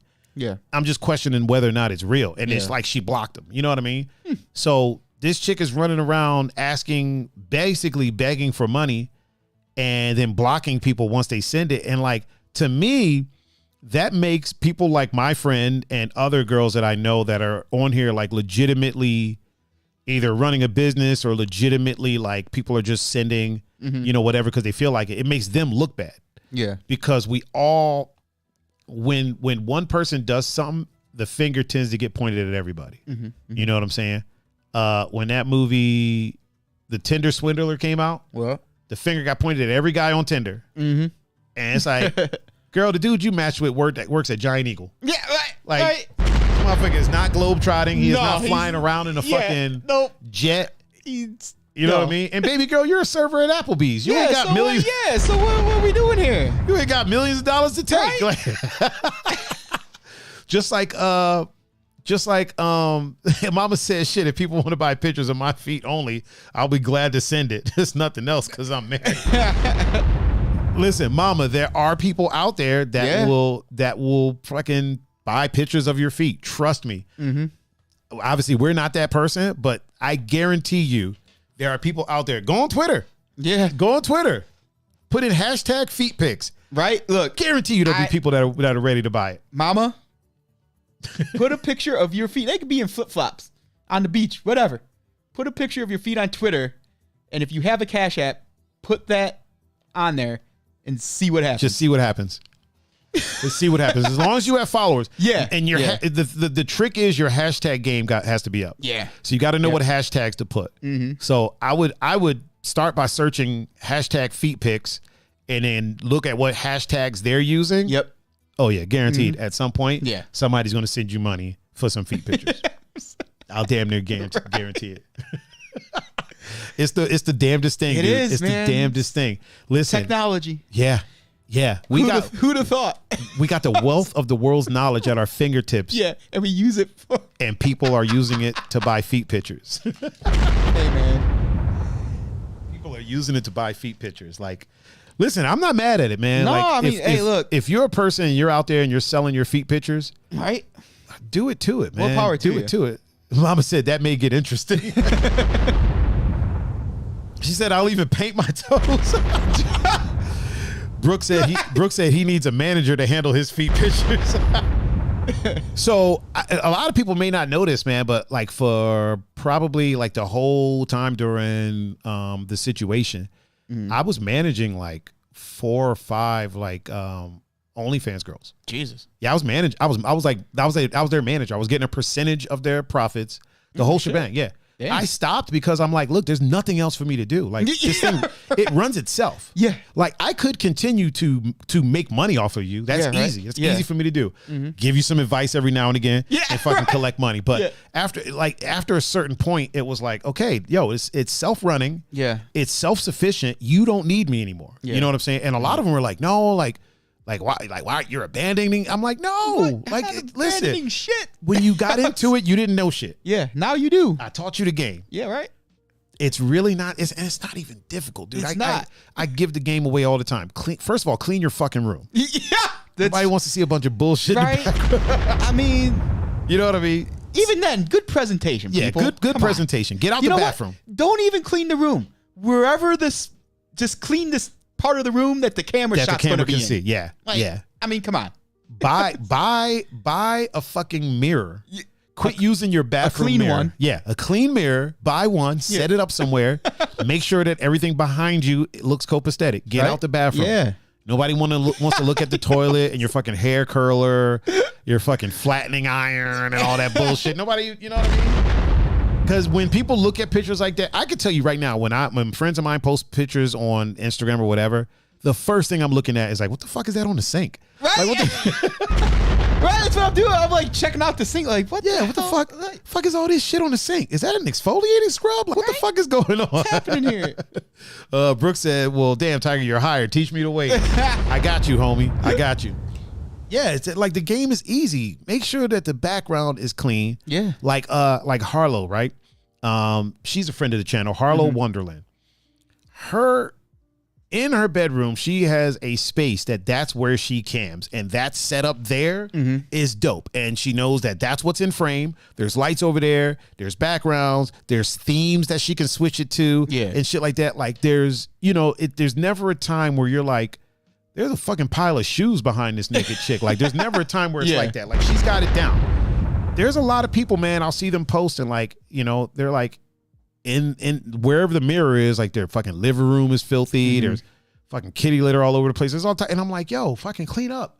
Like if you want people to pay you for them, then the product needs to be worth paying for, because people will pay at first.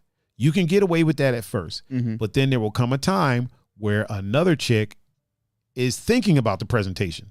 Yeah. And then those people that are paying you are going to be paying her. You know what I mean? Because they're upgrading. Yeah. If you're not upgrading, they're going to upgrade without you. You know what I mean? Mama says she can't stand people who put pictures on social media with dirty rooms. I'm a clean freak. That's my husband. Yeah, I'm not about that. I'm not about that either. But yeah, I was managing these girls, man. And they, I got them from the point that they weren't making anything, that they were making a decent amount of money. And I made a few bucks off of them. And then after a while, I was like, okay, like y'all are good now. Like y'all don't need to continue to pay me. Right. And then they were like, well, can't you just like keep doing it? And if you don't want to get paid, I was like, whoa. Yeah, wait a second. I didn't say I didn't want to get paid. Right. It's just not right for me to, I'm not doing anything worth whatever percentage we were like some of them were, it was like 20%, dude. Jeez. It was up there. It was up there. They were making a decent amount of money.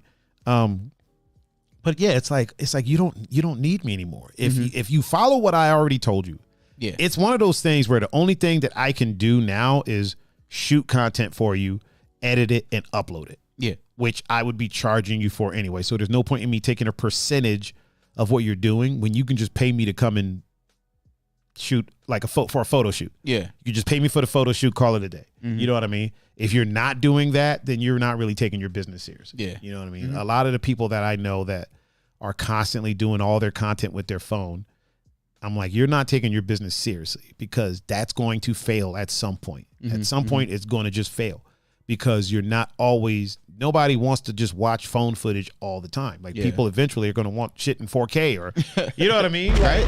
Like as technology gets better. But yeah, mama, basically the moral of the story is selfie pictures. Oh man, isn't that crazy, dude? That like you could be like, man, I'm hungry. I'm gonna sell 3 pictures of my feet. Right. And now I'm not hungry anymore. Or butthole pictures, or like, you know what I mean? Like, it's just weird. Like earlobe. There's people that make money off of earlobe pictures. I mean, hey, That's bananas. people are willing to pay for something. Earlobes. I mean, all right. Out of all things. Out of all things, earlobes. Yeah. You gotta love it. I mean, Like you have to. You gotta love it. It's amazing. Puns. It's amazing. it's something. Mama said, ew, that's too far. What, the earlobes or the butthole pictures? Like, which one? Honestly, none of it is for me. I could not be somebody that sold those things. You know what I mean? Yeah. I ain't mad at nobody for doing it. You know something else that I was thinking about? So, you know how supportive we are of sex workers here. Be that as it may, I don't think I could date a sex worker depending on the sex worker. Depending on what she did. Mm-hmm. So, like, I could date a stripper. I could date a cam girl, right? I could date like a OnlyFans girl that did like solo stuff and stuff like that. I could date that. I could do that. Somebody that is having sex with someone else. Yeah. I personally couldn't do that. And it has nothing to do with insecurities. It has more to do with just the way that I live my life. You know, I don't, if my girl is a cook, right? And she cooks all day at work, I don't expect her to then come home and cook for me. Yeah. I'm not even going to ask. Yeah. You know what I'm saying? I'm not even going to try. I'm not even going to be like, hey, can you cook that one thing? I'm not going to do that. If she decides to, cool. Yeah. If my girl is a sex worker and she's having sex with other people all day, one, I'm not going to expect her to come home and feel like having sex with me.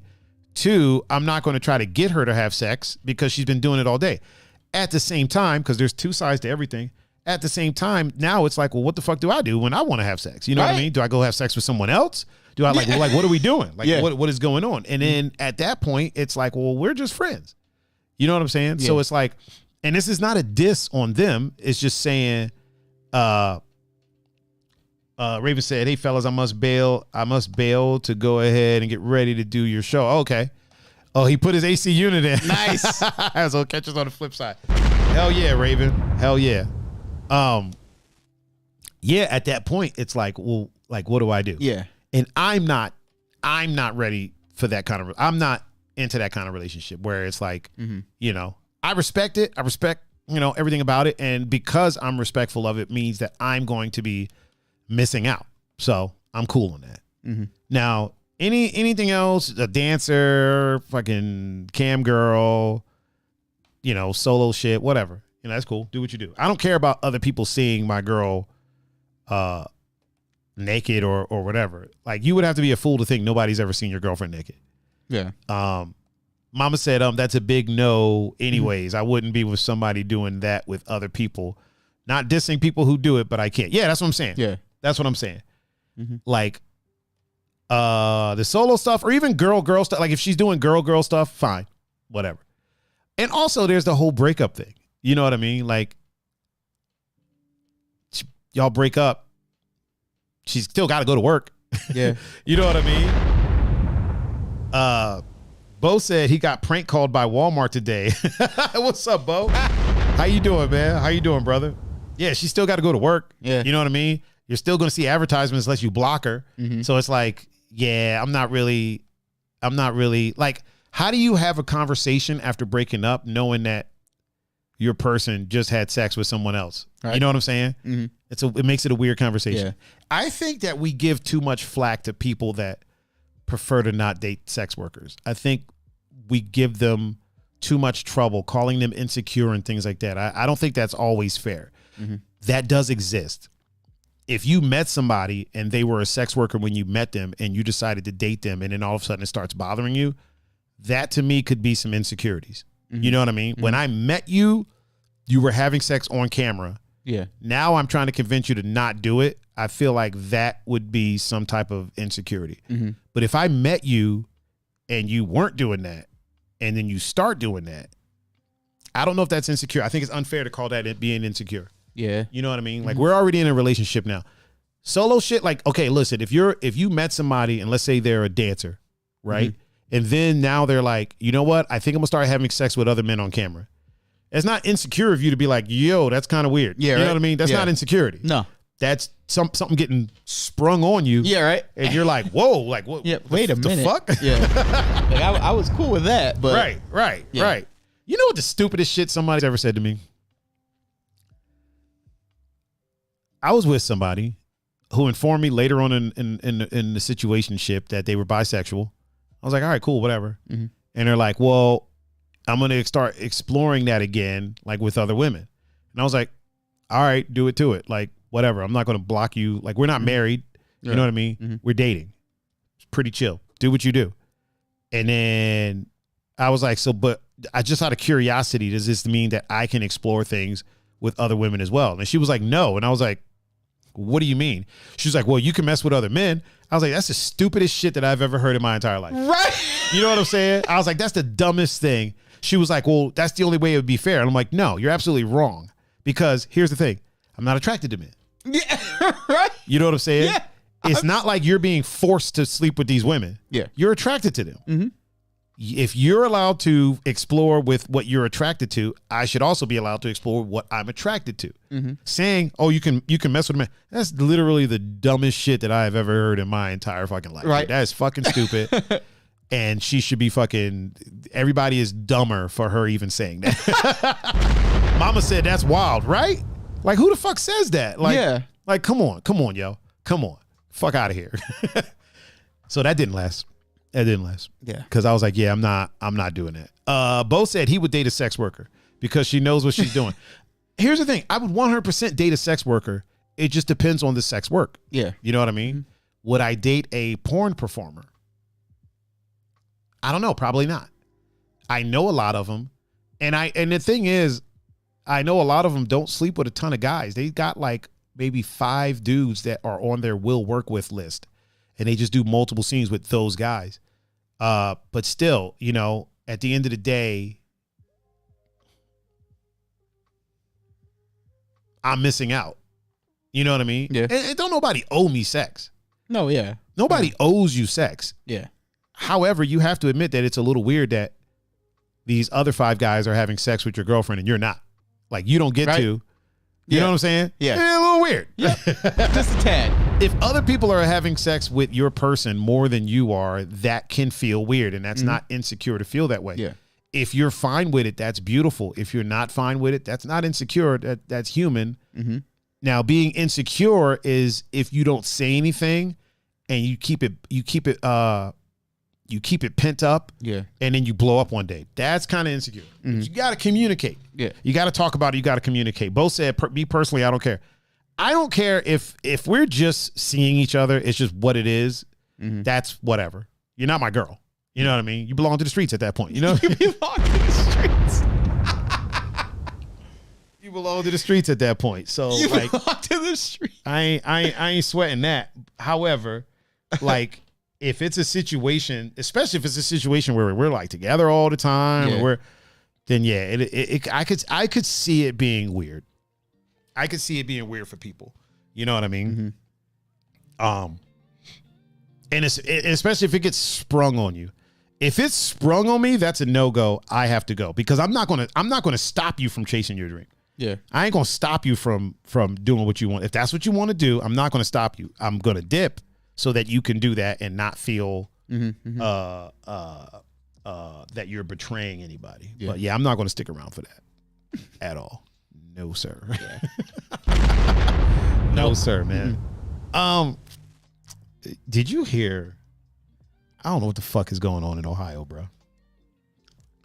Did you hear about this shit? Now, there's no names because the person's underage. Okay. It's like teenager, like 15, 14, something like that. I think 15. This teenage boy here in Ohio whose dad told him, yo, go to bed. Like, you got school tomorrow. You got to go to bed. This little motherfucker shot him in the stomach because he was told to go to bed.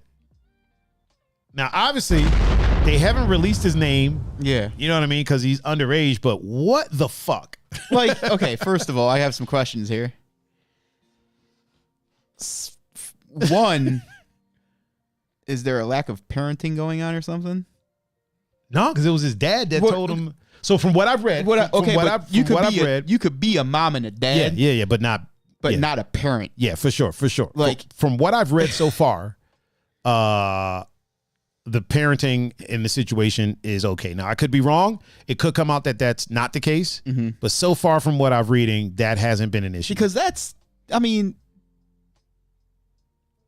simple. Bo said the motherfucker did 7 years in timeout. Like, there were times where I used to get pissed at my parents. Like, man, what do you mean it's bedtime? Like, it's right, fine. right. But that never crossed my mind to just shoot my parents because they told me to go to bed. Not one time. Mr. King is in the house. He said that's an angry ass kid. Right? Mr. King, did you hear about this? He said Petty White. I believe so. I could be wrong, but I believe so. When I heard about the area that it was in, I was like, it doesn't feel like there's a lot of colored folk in that area, but I could be wrong. Yeah, dude. It doesn't even matter what rate. Like, it doesn't. It doesn't. That's you shot your dad because he told you simply to go to bed because you got school tomorrow. If he was abusing him, okay. I get it. I get it. I understand, but it's a bit much for bedtime. Listen, I've cursed my mom out under my breath in my room into my pillow for telling me to go. For telling me to go to bed. You know what I mean? But I have never once thought about anything violent. You know what I mean? Never once in my life. Come on. Yeah, it's interesting. It's definitely interesting. I question the parenting because of that. Yeah. Like your son, his first reaction to being told to go to bed is to shoot somebody. Shoot you. Yeah. 2, clearly he has no education about guns. And 3, clearly there's no gun safety in that household. Small said, wow, I thought Florida was wild. Holy shit. Yeah, man. You know what I mean? Ohio So that's why I was questioning the parenting. Yeah, for sure. Mr. King said, how do you get that angry, though? Curse him out, throw shit, have a tantrum, but going and getting a gun and shooting him, that's a lot. Right? That's fucking up your whole future because you had to go to bed. You had to go to bed. Which you're going to do at some point, whether you like it or not. Yeah. You're going to fall asleep. Even if you go to jail, you're going to be told when to go to bed. Right? You know what I mean? What are you going to do then? They're going to tell you, hey, it's time to go to bed. You know what I mean? Did you hear about this other kid that showed up at the person's front door with a whip? What? So some kid was pissed off at this lady's daughter. Okay. Because from the accounts that I've seen, he was bullying her. She stood up for herself. Okay. He shows up at her front door with a whip, banging on the door, cracking the whip. All right. The mom is like, if you don't get your ass away from my fucking door, like I'm going to fuck you up. Oh, there's going to be. So then they went to his house, knocked on the door to talk to the parents. Yeah. Dad comes to the door with a gun. He's freaking out. The dude is like, listen, your son, this is what your son did. Yeah. Like you need to talk to your son. Don't be mad at me. You need to talk to your son. Yeah. At some point, and there's a video of this, at some point, the fucking gun goes off, right? The dude accidentally shot the gun in the direction of his 5-year-old daughter. Thank God nobody got hit. Nobody got hit. He's charged with a felony now. I mean, child endangering, felony, discharging of a firearm. I guess if it happens accidentally like that, you get in trouble for that. No, yeah. Like if somebody comes in your house and you shoot at them, that's fine. Yeah. If you're just waving a gun willy-nilly and it goes off, you get in trouble for that. Yeah. So all because this little fucker, and this is another thing. Clearly this one falls on the parenting. Because clearly the example he's showing his kids is to handle things with violence. Yeah. Like the utmost. Right. You know what I mean? Like that could have been a conversation. Hey man, your kid fucked up. This is what he did. Yeah. Okay, I'm going to talk to my son. Yeah, cool. Thanks for letting me know. Right? Call it a day. That's even if you don't talk to him. That should have. Yeah. Even if you don't talk to him, that's how that should have happened. But that lack of masculinity that we talked about before, that creates these toxic situations, he felt he had to prove himself for whatever reason. It's bananas, man. Like it's bananas. That one wasn't in Ohio though. That one wasn't in Ohio. I think that one might have been. I don't know where it was. To be honest with you, I don't know where it was. But yeah, in Ohio, this kid shot his fucking dad, dude. Who the fuck? I'm just trying to think of how many times I have been told to go to bed. Right. My mom told me to go to bed 3 weeks ago. Yeah. Oh man. I'm counting that as an adult too. Yeah. Not like I was told to go to bed, but it's like, oh, I was told. She told me. Yeah, she told me. I'm like, really? That's the first thing you think about doing? Andre Leone is in the chat. He said, "What's good, fellas? What's up, Andre? How you doing, man?" His going away party's coming up, man. I got to try to make sure that I attend that.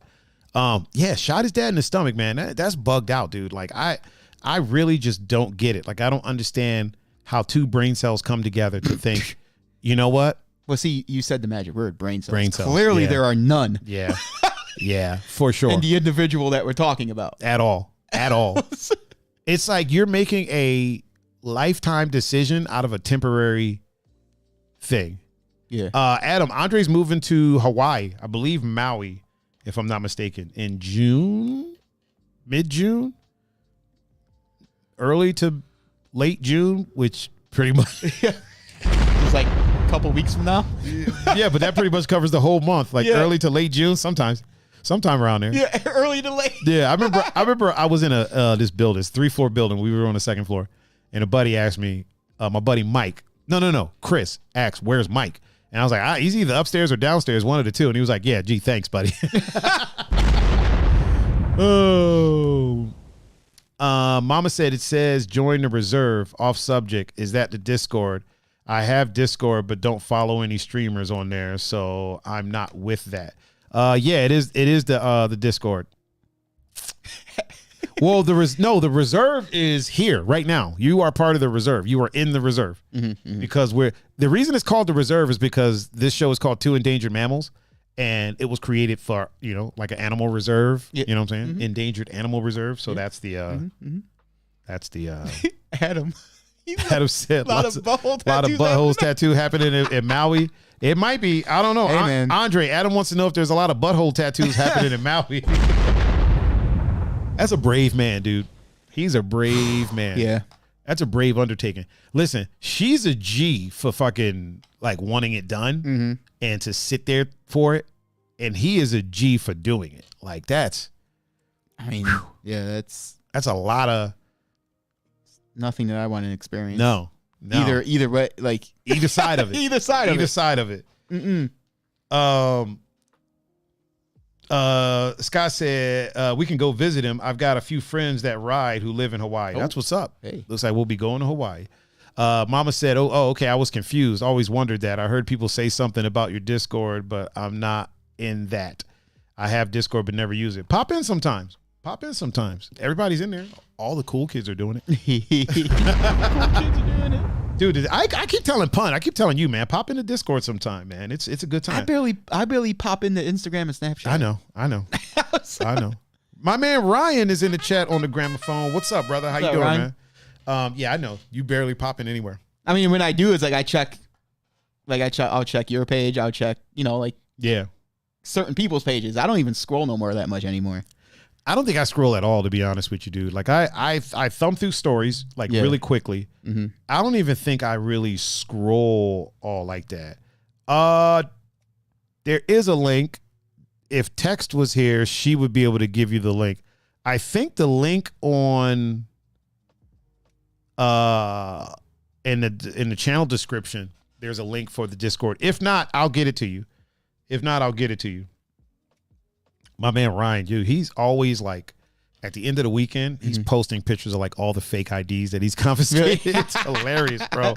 Yeah. It's hilarious, man. There's like so many, and they look good. Like he's good at his job because I would look at him and be like, okay, you're getting in. Yeah, go ahead.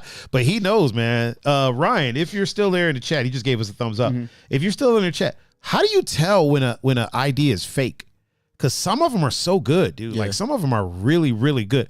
I remember I had a fake ID, but it was for like we had did this just a quick little like short film. Yeah. And we had fake money for it. Okay. One fake gun and then a couple of fake passports actually. Okay. But clearly on it said like it's like that it's a fucking fake passport. You know what I mean? But yeah, I don't. And who's out here still making fake IDs? Right. You know what I mean? Like, is that even a thing? Like, people really? Wow. I heard they got pretty expensive though. Hey, people gotta get in the club somehow. You're right. You're right. You are right. Or Breakfast Club, people got to vote somehow. You know? True. And with people like Ryan on the scene, he's basically keeping them employed. Yeah. Because he confiscates them. They got to get a new one. They got to get a new one. What are you going to do? Right? Sit home? Nope. Here's the thing about fake IDs for me. Personally, I think that if you're old enough to die for the country, you're old enough to drink. That's just my opinion. Yeah. I think, although I feel like now we're kind of past the point of no return, we can't go back. So Ryan said after 800 fake IDs, you know what the picture is supposed to look like. He said it's always the picture for me. Ever see my walk? Your wall? I think haven't you posted the picture of the wall with all the fake ones on there? Oh shit. So he was saying that it's always the picture though. Yeah. So that's what gets it. Okay. You heard it here first, people. I know some actually have like the hologram stuff now. Yeah. And there's some of them that I see and I'm like, man, there's no, like some of the ones he posts, I'm like, there's no way that I would have been able to fucking tell. Yeah. Like me personally. And I used to work a door. Yeah. You know what I mean? I used to work security. There's no way that I would have told. I don't put that much into it though. Like when I was working at Shooters, here's the thing. Who you whispering for? Same thing. When I was working there, dude, fuck, like the dude that owns that place, fuck him. That dude was a piece of shit. He was getting caught with underage girls on his boats. I was like, I didn't give a fuck what was going on. You know how that went down? Hey, look, you gonna cause any problems? No. All right. You got extra $20? Yeah. Whoa. Give me it. That's how that went down. I thought there wasn't a cover. There isn't. There isn't. If you don't need a fake ID. Right? If you need a fake ID, there's a fucking cover for you. Dude, I used to do that at a club that is now closed, but I used to so I was the only black security guard at this club, and they had a hip hop night. Okay. The people that threw that night used to bring their own security, but the club wanted like one of their people there. Yeah. So they would be like, Thaiger, we need you to work like the door. And I'm like, what do you mean work the door? So they were like, basically, you're in charge of all the other security guards. Right? Okay. We're not going to talk about the fact that I was a teenager. I wasn't even supposed to be in the fucking club in the first place. We're not going to talk about that, right? So what I did, the spot was 21 and up. Yeah. But there was all types of people that weren't 21 or didn't have ID or whatever. So I'd be like, I started delegating. There was like 5 dudes that were out front frisking and doing other stuff, right? So I'd be like, give that dude $50 and then come see me. But you're still going to have to pay to get in, right? And so that's what they would do. They give a fucking dude $50, come pay to get in. And then the next person, different person. I made sure everybody left there with like, outside of what they were getting paid, all those dudes left with like $400. I would leave with like $600-700, but I was the main guy. You know what I mean? So I would leave with more. Yeah. But yeah, and there was always those people that like want to try to fuck up the game. So like, I'd be like, listen, that man right there, slide him 50, but then you still got to pay 20 to get in. You know what I mean? And then they get to the door. Yo, I already paid my man out there, blah, blah, blah. Okay, well, you fucked up because one of the dudes just grip him up. Now you got to go. Yep. Now you got to go. And you $50 out. And you're $50. Yeah, you fucking, you know what I mean? And almost always the friends of the person were never like, no, fuck that, give him his money. They just went inside. Right. They're like, look, you fucked up, yo. Yeah. Like he told you exactly. I remember one time that one dude was out there talking shit to me and his friends were like, listen, the man told you exactly what you needed to do. Yeah. Hand that guy $50. Go inside and pay the entry fee. Yeah. You made it difficult. What else is there to say? Why am I gonna ruin my night because you decided not to listen? We're going inside. You have a good time. Have the car warm for us when we get out. Right. And I wasn't the biggest dude out there. Yeah. But the rest of the security guards were like, listen, leave or get fucked up. Like you're not fucking with him because I was making them money. You know what I mean? So, but yeah, I used to do that. I ain't even gonna front. But nowadays, I wouldn't do that. Nowadays, they're I wouldn't. If I was bouncing now, like I wouldn't. For sure. They're pretty they started cracking down on shit like that. Like something fierce. It's a different world right now, man. It's a different world. I still feel like if you're 18, you should be able to get into most places. If it's a dance club, and you're 18, I feel like you should be able to get in. Mark their hands, let them in. That's just me personally. I feel like the drinking age should be 18, but I feel like we're past the point of no return. Because the minute they make the drinking age 18, there's going to be a bunch of 18-year-olds out there fucked up doing dumb shit. You know what I'm saying? Yeah. I feel like because the drinking age used to be 18 up until what, like the 80s or something like that? was it the 90s? I know it wasn't. I want to say before the 90s. Yeah, so maybe the 80s. Maybe. I know it was somewhere around there. Because think about this: if you watch, think about watch an 80s movie. Oh yeah, right? Dazed and Confused. They're always in bars. Oh yeah, like all of the 80s movies I watched, they go to bars and shit. So I think it was the 80s that they changed it. It had to be. Yeah. Or maybe the 70s. I don't fucking know. Who cares? But I feel like at this point in time, there's no way to go back. Yeah. The only way that there's a way to go back is if you'd have to do some tomfoolery. Like, listen, the drinking age is going back to 18, but you had to have turned 18 at this time. Or it's not for anybody that's 18 right now. Yeah, right? It's for motherfuckers that'll be 18 in 2026. Yeah, you know what I mean? Like, if you're 15 now, in 3 years, you'll be able to drink legally. You know what I mean? Yeah. So the motherfuckers can prepare a little bit. Ryan said the problem is you have to babysit all the underage kids washing the marker off. Yeah, for sure. Mm-hmm. For sure. That's why I think another thing is invest in like those plastic wristbands. Yeah. You know what I mean? Invest in those, and then if it looks wonky, have people check it. Have people tug on it a little bit. Mm-hmm. Thamor said Congress changed it in 1984. Some states had it prior though. That's what's up. Yeah, I knew it had to have been around the 80s. That's why there's so many, like I said, there's so many 80s movies where these high school seniors, like at some point on the weekend, are in these bars drinking a fucking beer. You know what I mean? Because they can fucking do it. You know what I'm saying? I always thought that was weird. Like, how are y'all in bars and shit then? Fucking 80s. They were also drinking and driving a lot in the 80s. They were. When did drinking and driving like really become outlawed? It was like the 80s, I think. Probably. Like I feel the 80s fucked a lot of things up. Moms against drunk drivers. Yeah. I feel the 80s fucked a lot of like that stuff up. Like for sure. I mean, thank God drinking and driving is illegal. No, but the fucking drinking age and shit. Yeah, for sure.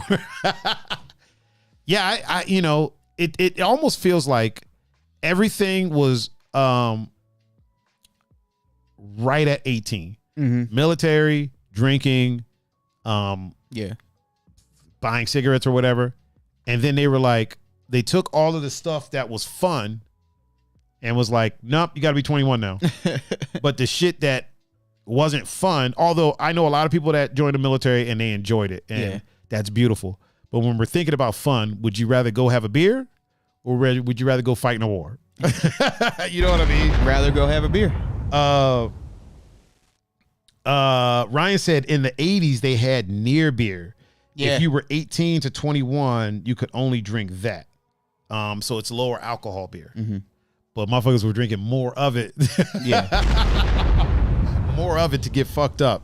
I feel like in the 80s they were also doing Quaaludes and all types of fucking wild shit to fucking make up for the there was a bunch of stuff going on in the 80s. Fucking near beer. How much isn't the alcohol content of beer like already like what is it like 5% or something like that? Yeah. So what the fuck is near beer? Like 1%? 2%? Not even 2%? Yeah. Isn't there beer now that has a lower, like doesn't Corona have a lower one or something like that? There's non-alcoholic beer. Yeah, I know that. Yeah. I know that. But there's I feel like there's like some of the beer that people like drink have a lower alcohol content as well. No, not lower. It's just now it's like all the beers have like the lower carb beer now. Oh yeah. The more says CIA got caught in the late 70s pushing all the cocaine. Yeah. For sure. In Coca-Cola. Yes. Oh man, that meme that was like in my day people worked 80-hour shift. People were like, in your day there was cocaine in Coca-Cola. Oh my God, man. Dude, in your day, black people weren't even allowed to drink out of the same water fountain as you. Like, what the fuck are we talking about here? Good old-fashioned American history. Let me ask you this question. I know you don't do social media. Okay. But this isn't like a social media rant. Yeah. Do you believe in the myth? So I think it's a myth. Okay. Some people believe in it, some people don't. Do you believe in the myth of privacy online? like, let me rephrase the question. Do you think that there's ever a way to be online and also have like what you would normally consider privacy? I mean, the more just said impossible. That's I mean, I would have, unless you just have your all your accounts private and like no one random could see you. But then True. again, it's not really private because there's people that can see you. There's people that could see you. So I would have to say, it's a myth. Demore said, bro, your phone eliminates that chance. For sure. Yeah. For sure. Because your phone is tracking you all the time anyway. Yeah, that's what I mean. So here's the thing. Here's my quick. This is my quick. Mr. King said there's zero chance to be private online. Here's my quick aside about it. Is my phone tracking me? Yes. Do I care? No. Here's why. I am not a political figure. I am not doing anything so important that they would need to come after me. My activism is that of like, I don't get involved in a lot of things that would get me killed. My activism isn't dangerous activism. Yeah. You know what I mean? It's just human rights to me doesn't feel like a dangerous activism type thing. It's, you know what I mean? Human rights.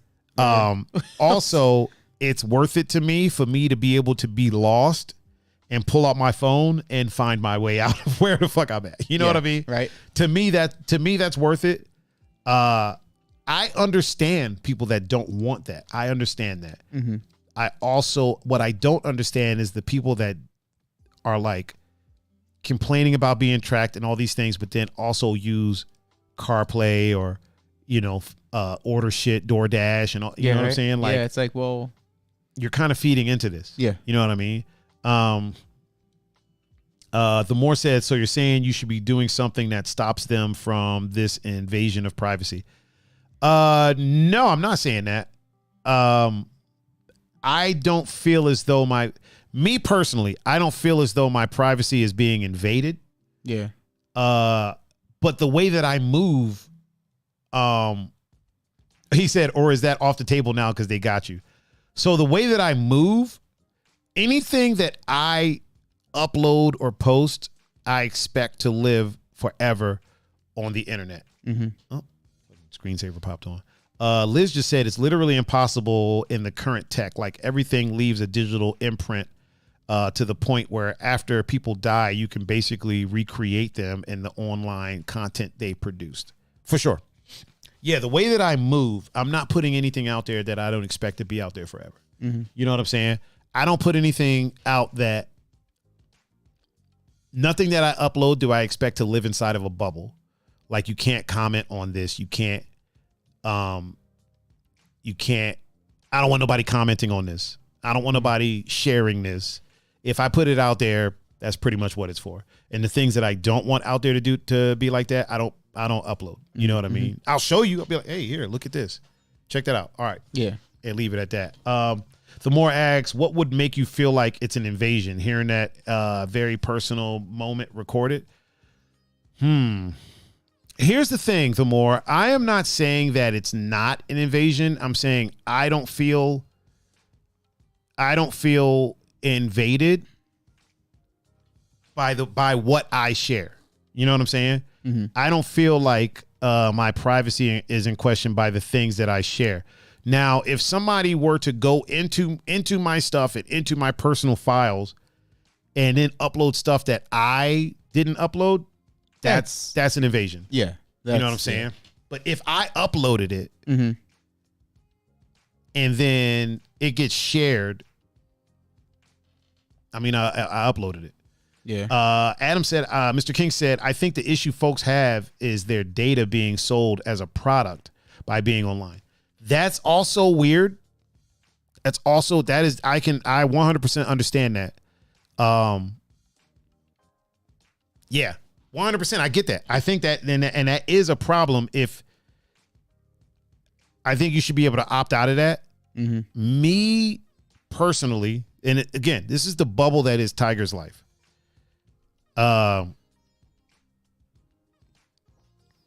And what is the data being sold? So your browsing history, your shopping history, things you buy, stuff like that.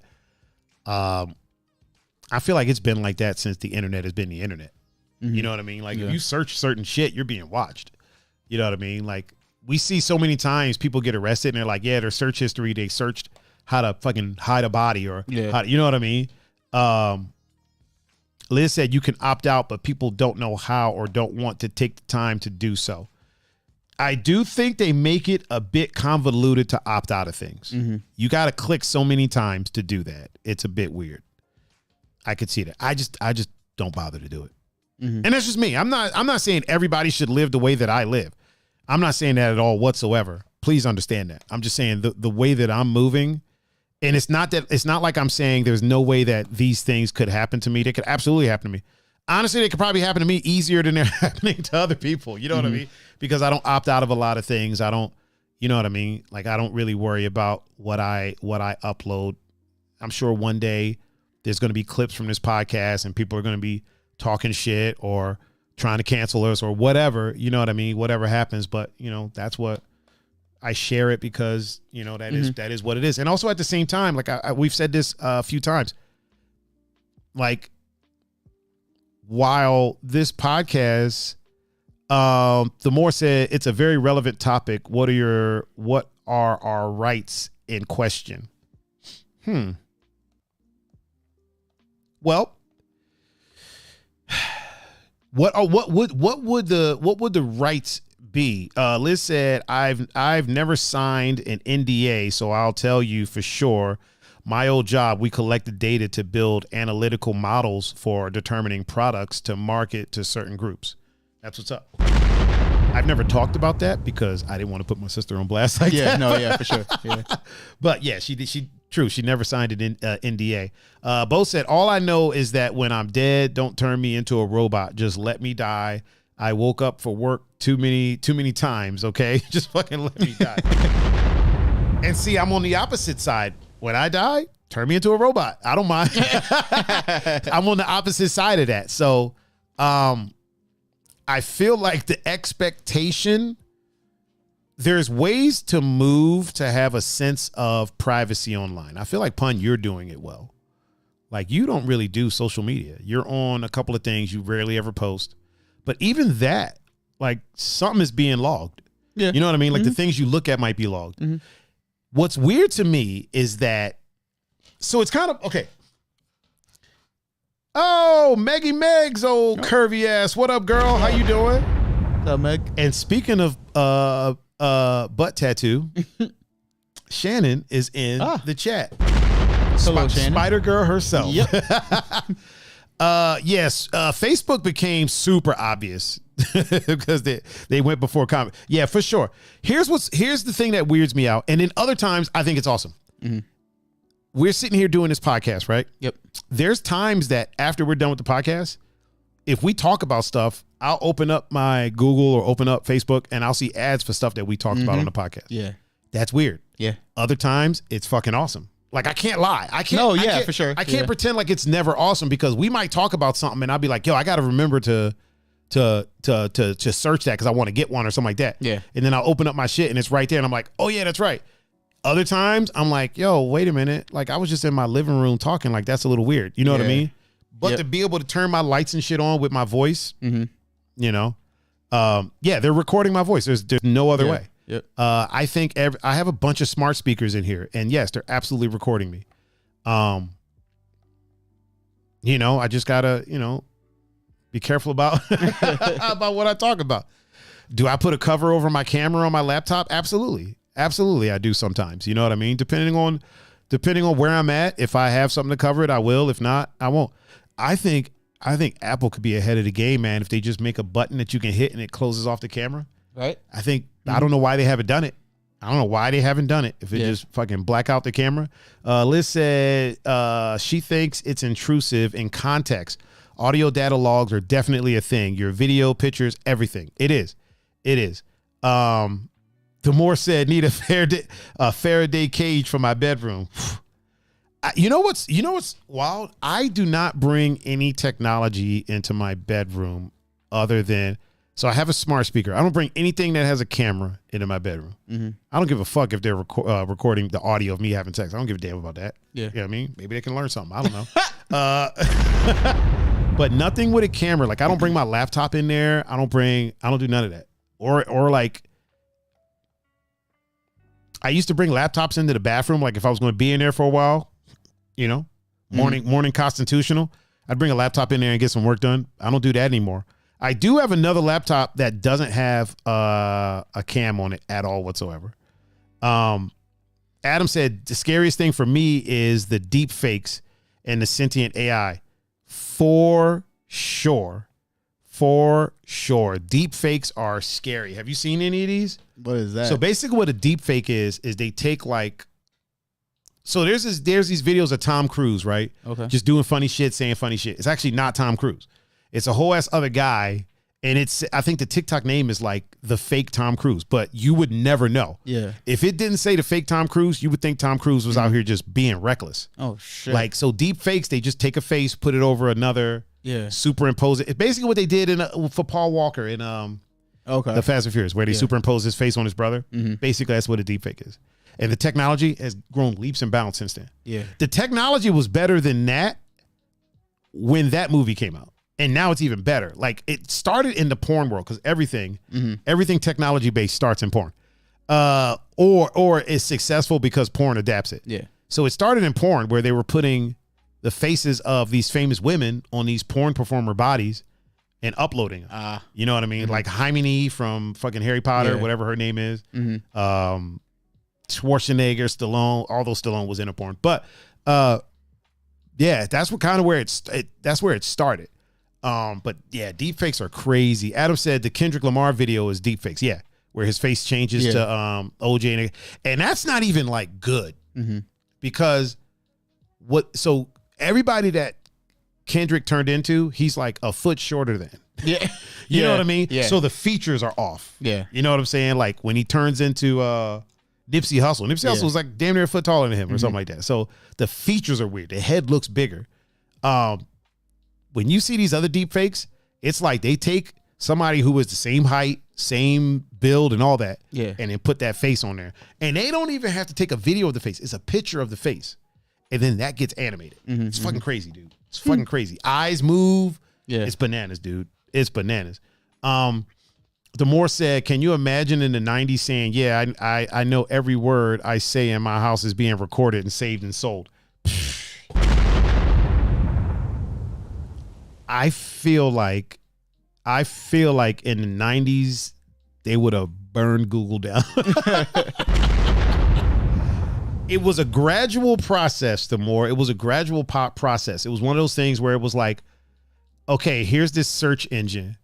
Just use it. Dude, it's free. Use the search engine. Now we're not charging you for it. It's all good. We are going to advertise on it though, and we're going to save your searches so that we can give you better results in the future, just so you know.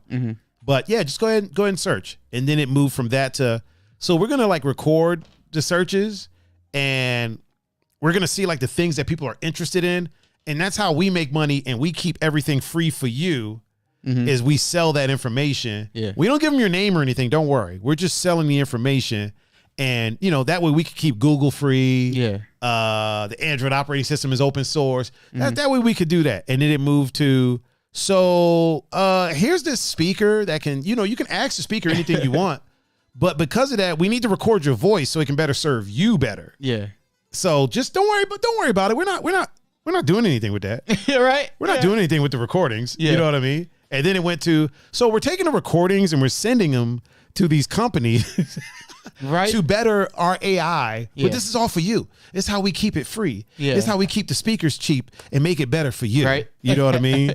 And then it ends up at, we're basically recording you at all times, even when you don't ask the speaker to start recording. We're recording you. Yeah. If there's a camera on it, we're probably taking a peek every now and again. Just see what's going on. Just see what's going on. Just see if you need anything around the house. Yeah, you know what I mean? That's how they got us to be okay with it. Yeah. In my opinion, I could be wrong, but I feel like that's how they got. Bo said, just let Google use your address. We'll send you buffalo wings. Oh man, Thavor said, bro, you could sell anything. He'll love it. He's had great take. I mean, that's pretty much how it happened. I mean, that's how I see it, at least. I feel like that's basically how it happened. Like, yeah, no. Listen, think about this.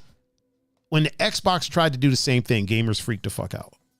Even though their phone does it, their TV does it. When Xbox was like, look, here's Connect. You kind of have to always be online, but that's going to allow us to give you like a better gaming experience. And it might take a peek at what's going on in the house every now and again, but we're not sending that anywhere. And it'll probably listen to you just so we can better dial in the type of games that you like. And people were like, fuck no. Get rid of that shit. No. You know what I'm saying? At the same time, their phone was doing it the whole time. You know what I'm saying? Like, so it's such a weird thing. Mr. King said the guise of convenience makes us the product being sold. For sure. For sure. And I feel like, you know, oh yeah, both of them. I can't say those because both of them are here. So if I say those words the more, then they'll both wake up. But yeah, it's, you know, and what's wild is we're told that we're recorded so it can respond to only my voice. If I'm watching a YouTube video and they say the word, oh, it wakes up. Oh yeah. There's been times that I've taken a nap on my couch watching, like, just letting YouTube play, and I've woken up to some wild shit being playing on my smart speakers, just because somebody on the video said the magic word and then said some shit, or even said something that sounded like it. Yeah. It didn't even have to be the actual word. Just, you know, they could be talking about Sierra's latest album, and then that damn thing will wake up and be like, oh, okay, yeah, here, we're playing fucking whatever the fuck. Bo said, let's all do a test. Everyone walk around your house and just talk about milk and how much you need and love milk. If you see milk ads, the conspiracy is confirmed. It's already confirmed because that's happened to me. That's happened to me multiple times, dude. Like, listen, man, this house is Best Buy. You know what I'm saying? Like, there's so much technology here. Ryan said, cop friend of mine said there was a case where they subpoenaed the Amazon Echo and got the transcripts of a certain day at a certain time of a domestic argument. Wow. So they subpoenaed the recordings. Speaking of, New York just passed a bill that they can't use your rap lyrics in court anymore. Okay. There you go. I'm here for that. Yeah. I'm here for that. I know this is slightly off topic. There was a lot of people that were like, yo, if the rappers don't want them to use their lyrics against them, they shouldn't be rapping about the things they're rapping about. And I'm gonna touch on that after I holler at Themore real quick. Not holler at him, but I want to acknowledge. He said, I'm not sure when it happened, but every search engine has limited results to 500 or less links. All search engines have been censored. I do know that, and I'm not sure when it happened either. But you are correct. You are absolutely correct about that. The thing about the rapper's lyrics, right? The reason why I don't say if you don't want them used against you, then don't rap about it. You can rap about gunplay and not be somebody who participates in gunplay. Just like Michael Fassbender can act as a slave owner and not be somebody who owns slaves. Right. You feel what I'm saying? It's at this point, there's not a lot of, we've already established that most of the rappers out there aren't real. Yeah. Real gangsters aren't out here rapping about the shit that they do. Most of the people that are rapping about gangster shit aren't doing gangster shit. A lot of the people that aren't rapping about gangster shit are doing gangster shit. You know what I'm saying? Yeah. So if you're doing gangster shit and you rap about it and you get caught, okay, that's a whole different thing. Yeah. If they catch you for something totally different, but then try to use your lyrics as a way to prove that you're still part of a lifestyle, to me, that's unfair because that's like trying to charge Leonardo DiCaprio with a hate crime and saying, well, he did play a slave owner in fucking Django Unchained. Right. Yeah. No, it's performance art. Yeah. You're playing a role. Yeah. You know what I'm saying? Like, you're not, but, you know, if we are going to jump on every rapper that raps about doing shit, then we have to do the same thing to actors. We have to do the same thing to, you know, anybody that's in performance art, fucking opera singers. You know what I'm saying? Like, fucking Johnny Depp isn't being tried for murder because he was in Sweeney Todd and killed a bunch of people. You know what I'm saying? Bo said rappers are just putting on a performance. Arnold Schwarzenegger isn't really a killer robot that kills people. Will, also, what up, Will? Will said a lot of rappers we grew up listening to were real though. Yeah, but what I'm saying is right now, Liz said, or is he? And Demore said the question is how many people are just playing the role. Exactly what I'm saying. A lot of when rap was in its infancy, the people were rapping about the things that they saw. Mm-hmm. But even then, Too Short wasn't a pimp. He's admitted it. Yeah, he wasn't a pimp. He was around pimps. He did some pimp shit here and there, but he wasn't like a pimp. Yeah, yeah. Ice Cube wasn't a gangster. He was a poet that wrote about the shit. He was around it. Yeah, and he wrote about it. Most of the people that were doing real shit died. You know what I'm saying? But at our time, yeah, rappers were a lot more real at that time.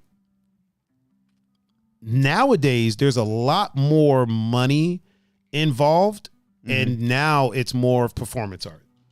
Whereas before it was you made music, you got discovered, and somebody made you a star. So there was a lot more real people that got discovered. You know, Jay-Z got discovered. Jay-Z was selling drugs, but could rap and then got discovered. Yeah. You know what I mean? Nowadays, it's like, okay, you have a look, you have a following, and you can make music. Let's fucking pick this person up. So it's more of a like I said, it's performance art. This is what sells, so this is what we're gonna rap about. Like drill rap, right? There's a lot of people that do drill rap that aren't from Chicago. Drill shit is from Chicago. These motherfuckers are in the south side of Chicago doing this shit. There's other people that are rapping about it that aren't doing it, but they get famous for it. You know what I mean? The Moore said music industry has been controlled since radio started. For sure. For sure. I would say this. There was a time where hip hop wasn't as controlled. And then because it wasn't even accepted. Keep in mind, a lot of industry people were saying that it was a fad. It wasn't going to last. They tried to ban it. Thank God for Uncle Luke. If it wasn't for Uncle Luke, we wouldn't have, honestly, we wouldn't have none of the shit that we have now because Uncle Luke is the one that was able to get the shit uncensored. Because they tried to ban him in the USA. So they tried to ban rap for a while. So they weren't pushing it. Then they were like, okay, this isn't going anywhere. And we can make so much money off of it. Then they turned it into a machine. And now it's a performance art machine. You know what I'm saying? And I say that to say, no, I do not think that these people's lyrics should be used in court against them. You know what I mean? If you know, I don't think that a country singer's lyrics should be used in a divorce case because he's saying about drinking whiskey and, you know, slapping his dog and fucking banging a hooker somewhere.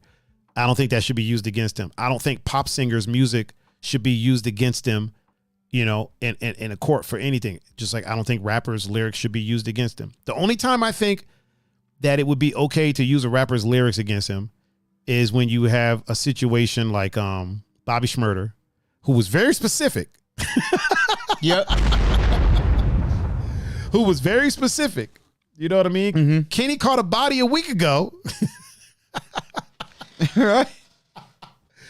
He was naming names. Yeah. And was very specific. In that situation, it's like, okay, we kind of got too specific just to be a lyric. Yeah. At that point, I don't even think they needed to use it in court. I think at that point they were like, he fucking told us who shot him. He told us where the body is. We went and found the body. Yeah. Was able to get a search warrant and then went and searched and found the fucking gun. Like, you know what I mean? Like too many things were in place. Yeah. That's different. There's other rappers that get arrested for shit that doesn't have anything to do with what's in their lyrics. They get arrested for their homies did something. And so they go arrest a rapper and it's like, well, he's the kingpin. Well, what makes you say that? Oh, because in his lyrics, he says, well, we can't use that, man. Cause you know what I mean? If somebody that knows Leonardo DiCaprio commits a hate crime, we don't then go after Leonardo DiCaprio because he played, what's the dude's name? Mr. Candy. He ran Candyland. It was something Candy. Oh, yeah. But yeah, we don't then go after him because of that. You know what I'm saying? That's fucking weird. Bo said if rappers' lyrics should be used against them, then Taylor Swift has dated and broke up with way too many people. Right? Exactly, dude. In a divorce case, all those lyrics would be brought up. And they'd be like, look, she's just been out here breaking hearts. This is clearly this is what she does. Yeah. Liz said, same, and a writer writing about a murder shouldn't have the book used against them. although that totally happened and the guy did actually write about the murder he committed. Oh, shit. Yeah, I mean, here's the thing. There's exceptions to everything. If you committed a murder and then you wrote about said murder, right? Like if OJ went out here and wrote about killing Nicole in vivid detail and they're reading the book and they're like, this motherfucker knows way too much, then yeah, I can see an investigation happening and them using that. But if you wrote a book about killing your wife by running her over with a bus, right? And then your wife is somewhere and you're not even there and she falls off a canoe and dies, like it's two different things. Yeah. You know what I mean? You kind of can't use the book in that point because it's two totally different methods. You know, that's a little weird. But yeah, I don't believe in using art to convict someone. That's just me. Thamore asked, you think the Depp trial could be as real as Judge Judy? Here's the thing about the Depp trial, man. I think it's real. I think he really went through these things. I think he really feels the way that he feels. You know what I mean? Then again, Amber feels the way that she feels, and it's been proven that a lot of the stuff she feels wasn't actually what happened. However, I think the trial is real. I don't think they're doing it for publicity. I don't think that's a long time. Yeah, it is. That's a long time to do some shit for publicity. You know what I'm saying? That's long. Yeah. Speaking of them, so I saw somebody talking. So do I trust actors? Not 100%. No. However, my gut in this case is telling me that it's real. I don't always believe it, but in this in particular, and if people don't believe it, that's fine. That's totally fine. I am not going to. So this isn't the hill that I'm going to die on. I'm not going to try to convince somebody that it's real. It's just in this situation, I feel as though it is. Because the thing about actors is they're not these alien people that are just, you know what I mean? They're not, they're humans. They're human beings. And they have feelings and, you know, things happen to them just like they happen to us. They just chose a path to go down. And it's not like I'm hanging out with these people. You know what I mean? It's not like I'm hanging out with them and trusting them with my, you know what I mean? It's something that happened to a person and, you know, I'm not out here campaigning or anything like that. Liz said, I, for one, am entertained by it, but it affects my life in no way. So who cares really? Yeah, it doesn't affect my life. It doesn't, like either way, it doesn't really affect me. What I will say is this: it could set a precedent in the legal system. That's the only issue. You know what I mean? So like if I'm ever in a situation where somebody tries to falsely accuse me of something, you know what I mean? This could set a precedent for that. That's all I'm saying. But it doesn't, I don't lose any sleep over it. I catch up on it whenever I open Google, and if there's something there, I read the headline and like the little blurb right under that, but I don't go into detail into the, I'll watch a YouTube video of somebody like breaking it down, but I ain't gonna watch the whole fucking trial. And I'll definitely watch the memes. I'll definitely watch the memes. The more just said it just happened with the Dodgers pitcher. Is that so? That fucking sucks. Ryan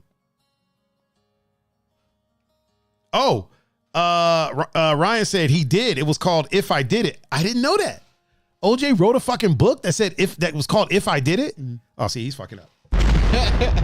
He's fucking up. But here's the thing about that.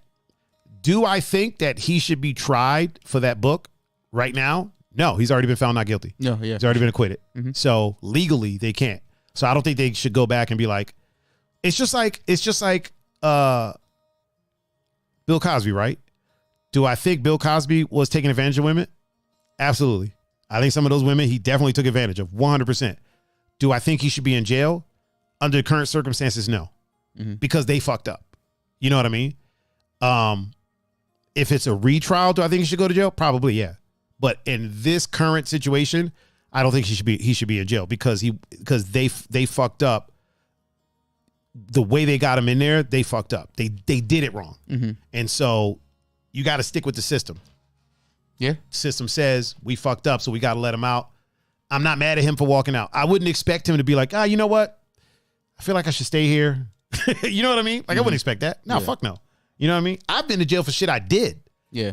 And when they were like, all right, you're free to go. You damn right I walked out of there. I wasn't about to be like, you know what? I'm going to stay. Yeah. I don't feel right leaving. Yep. What do I think about MJ and the kids? I don't know, man. That's like before my aware time.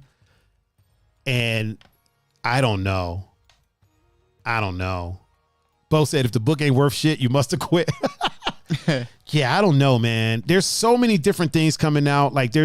So I think that some of the people that came out recently are doing it for clout. I feel like that. Now, there's a lot of parents that are coming out and saying that he didn't do it. And then there's parents coming out saying that they feel like he did do it. I really don't know. I think if he did it, fuck him. You know what I mean? I keep that same energy. If he did it, fuck him. Mm-hmm. Thamor said he sees a theme developing here though. No, not really. Not really. The only reason I think that Cosby shouldn't be in jail. Oh, Bozak just liked the stream. Oh, get the Bozak. Get the Bozak. Get the Bozak. What up, Britt? What's up, Britt? Boom. Got it. I'm getting better at it, man. I'm getting better at it. The only reason that I don't think that Bill Cosby should be in jail has nothing to do with what he did. It has to do with the way they got him in there. They fucked up. Mm-hmm. You know what I mean?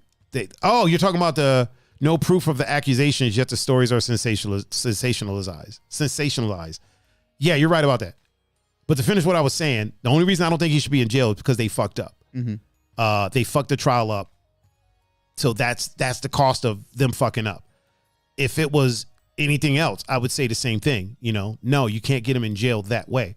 It's like if somebody killed some people and we know they killed people, but then they planted evidence, right? You fucked up, dude. You planted evidence. Yeah. You got to do it the right way. That's that's why the legal system is the legal system. You know what I mean? Here's the thing about Mike, right? Is who do you trust? Do you trust the FBI because they're the ones that did the investigation? You know what I mean? If you don't trust the FBI, there's a lot of people that are in jail right now that you probably need to let out because if you don't trust them. Mm-hmm. So it seems as though for a lot of people, when they get a decision that they like, they fully trust the system. When they get a decision they don't like, the system is corrupted. And you know what I'm saying? Mm-hmm. He was investigated by the FBI. They didn't find any evidence. Mm-hmm. So I got to default to that. You know what I'm saying? Mm-hmm. I have to default to that. It's kind of like R. Kelly, right? We have to say he allegedly peed on a 14-year-old girl because she said it wasn't her. Mm-hmm. You know what I'm saying? So you have to say allegedly because when it went to court and they were like, well, if she says it wasn't her, then it's not her. You know what I'm saying? If it is a 14-year-old girl, there's a lot of people that need to go to jail for watching child pornography. Mm-hmm. You know what I'm saying? Because that tape was being sold. That tape was being sold everywhere. So if you know so for a fact, I feel like it is. I haven't watched it. I've seen a screen grab. I haven't watched it. I've seen the tape beforehand where he was setting up the camera and shit. I've seen that. Mm-hmm. But I haven't watched the one where it's like she's in it. Yeah. First of all, I don't need to see somebody peeing on somebody. First of all. Right, yeah. Second of all, if there's even a chance it's a child, I'm good. Yep. Mm-hmm. I don't need that on my conscience. You know what I mean? I don't need it on my resume. But there's a lot of people that need to, you know, there's people that proudly are like, yeah, I've seen the tape. That's definitely her. She's definitely underage. Okay, well then why are you watching underage porn, dude? Like, come on, fam. Mm-hmm. You know what I'm saying? So a lot of people should be thankful she said it wasn't her. Now the current situation that he's being tried for, yeah, I think he did it. I think a lot of it he's guilty of. I don't think everybody's telling the truth. I don't think 100% of the people are telling the truth, but I think there are some in there that and I think he did it. We do have some evidence. You know what I mean? He did have these chicks. There's the contracts. There's all types of shit, man. It's weird. It's weird. On that note, though, we're about to hit the old Dusty, sir. We ended on a high note, my man. We ended on a high note, as always. Yeah, we're about to hit the old Dusty, man. We're about to. Whoa, wrong button. Oh boy, Mr. PunFu Panda, sir. Thank you so much. Oh, you're welcome. You are the man. I feel like I always do like most of the talking, man. I got to get you chopping it up more. You know me. I don't like talking. I know. It's amazing that you do a podcast with me and you don't like talking about it. There's some things that you'll talk. You know what? Real quick before we go. Yep. How do you feel about Oliveira losing the belt over a half pound? Like, really quick, for those that don't know, when weigh-ins come, usually for MMA, it's usually give or take a pound. Yep. So you can usually be a pound over. And then for some reason, championship fights, it's got to be right on the money, right? And nobody is ever right on the money. People are usually like a half pound. Usually people are about a pound under to be safe. There was talks that people finagled with the fucking scale, not for any malicious purposes, but they'll switch it from kilos from pounds. You know what I mean? And that can knock things loose or whatever. Other people weighed in and made weight. Personally, I don't feel like he should have been stripped of the belt for a half pound. Yeah, no, it's not like he came in fucking 3-4 pounds over. Right. You know what I'm saying? He clearly won the fight. Clearly. I don't think that half pound made a difference. Not at all. Not at all. Like, I don't know. Gagey was outclassed. Yeah. Well, you know, Gagey came with some heat. He did.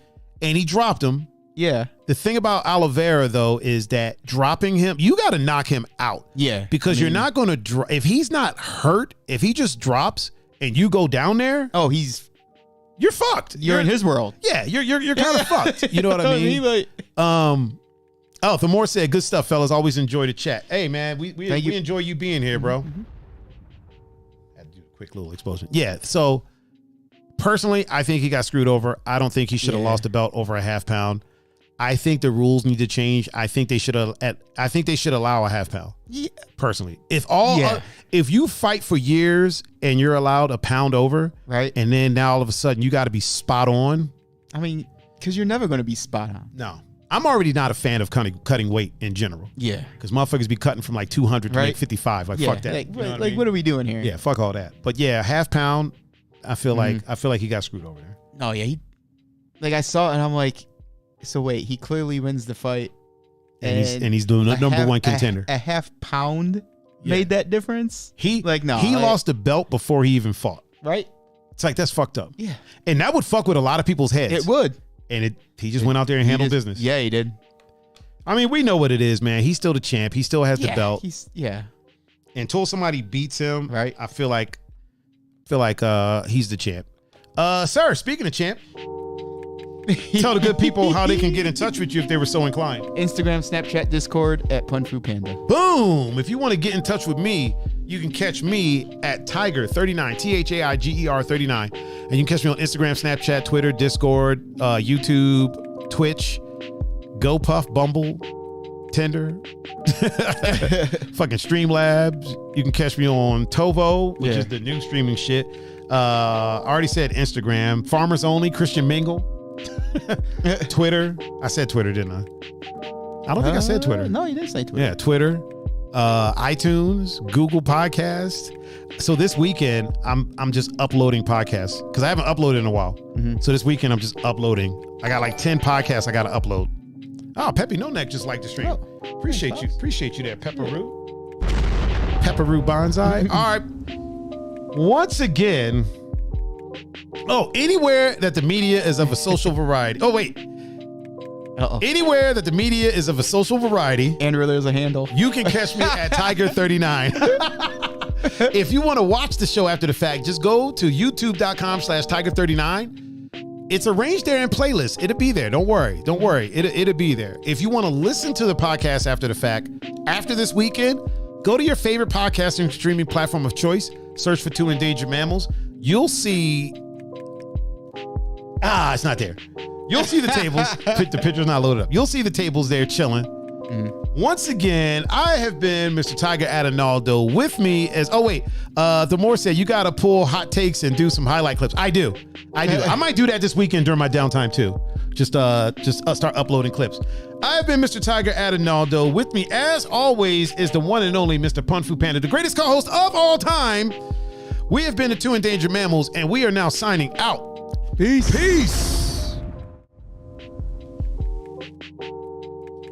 The more, that's a great idea. I'm going to do it.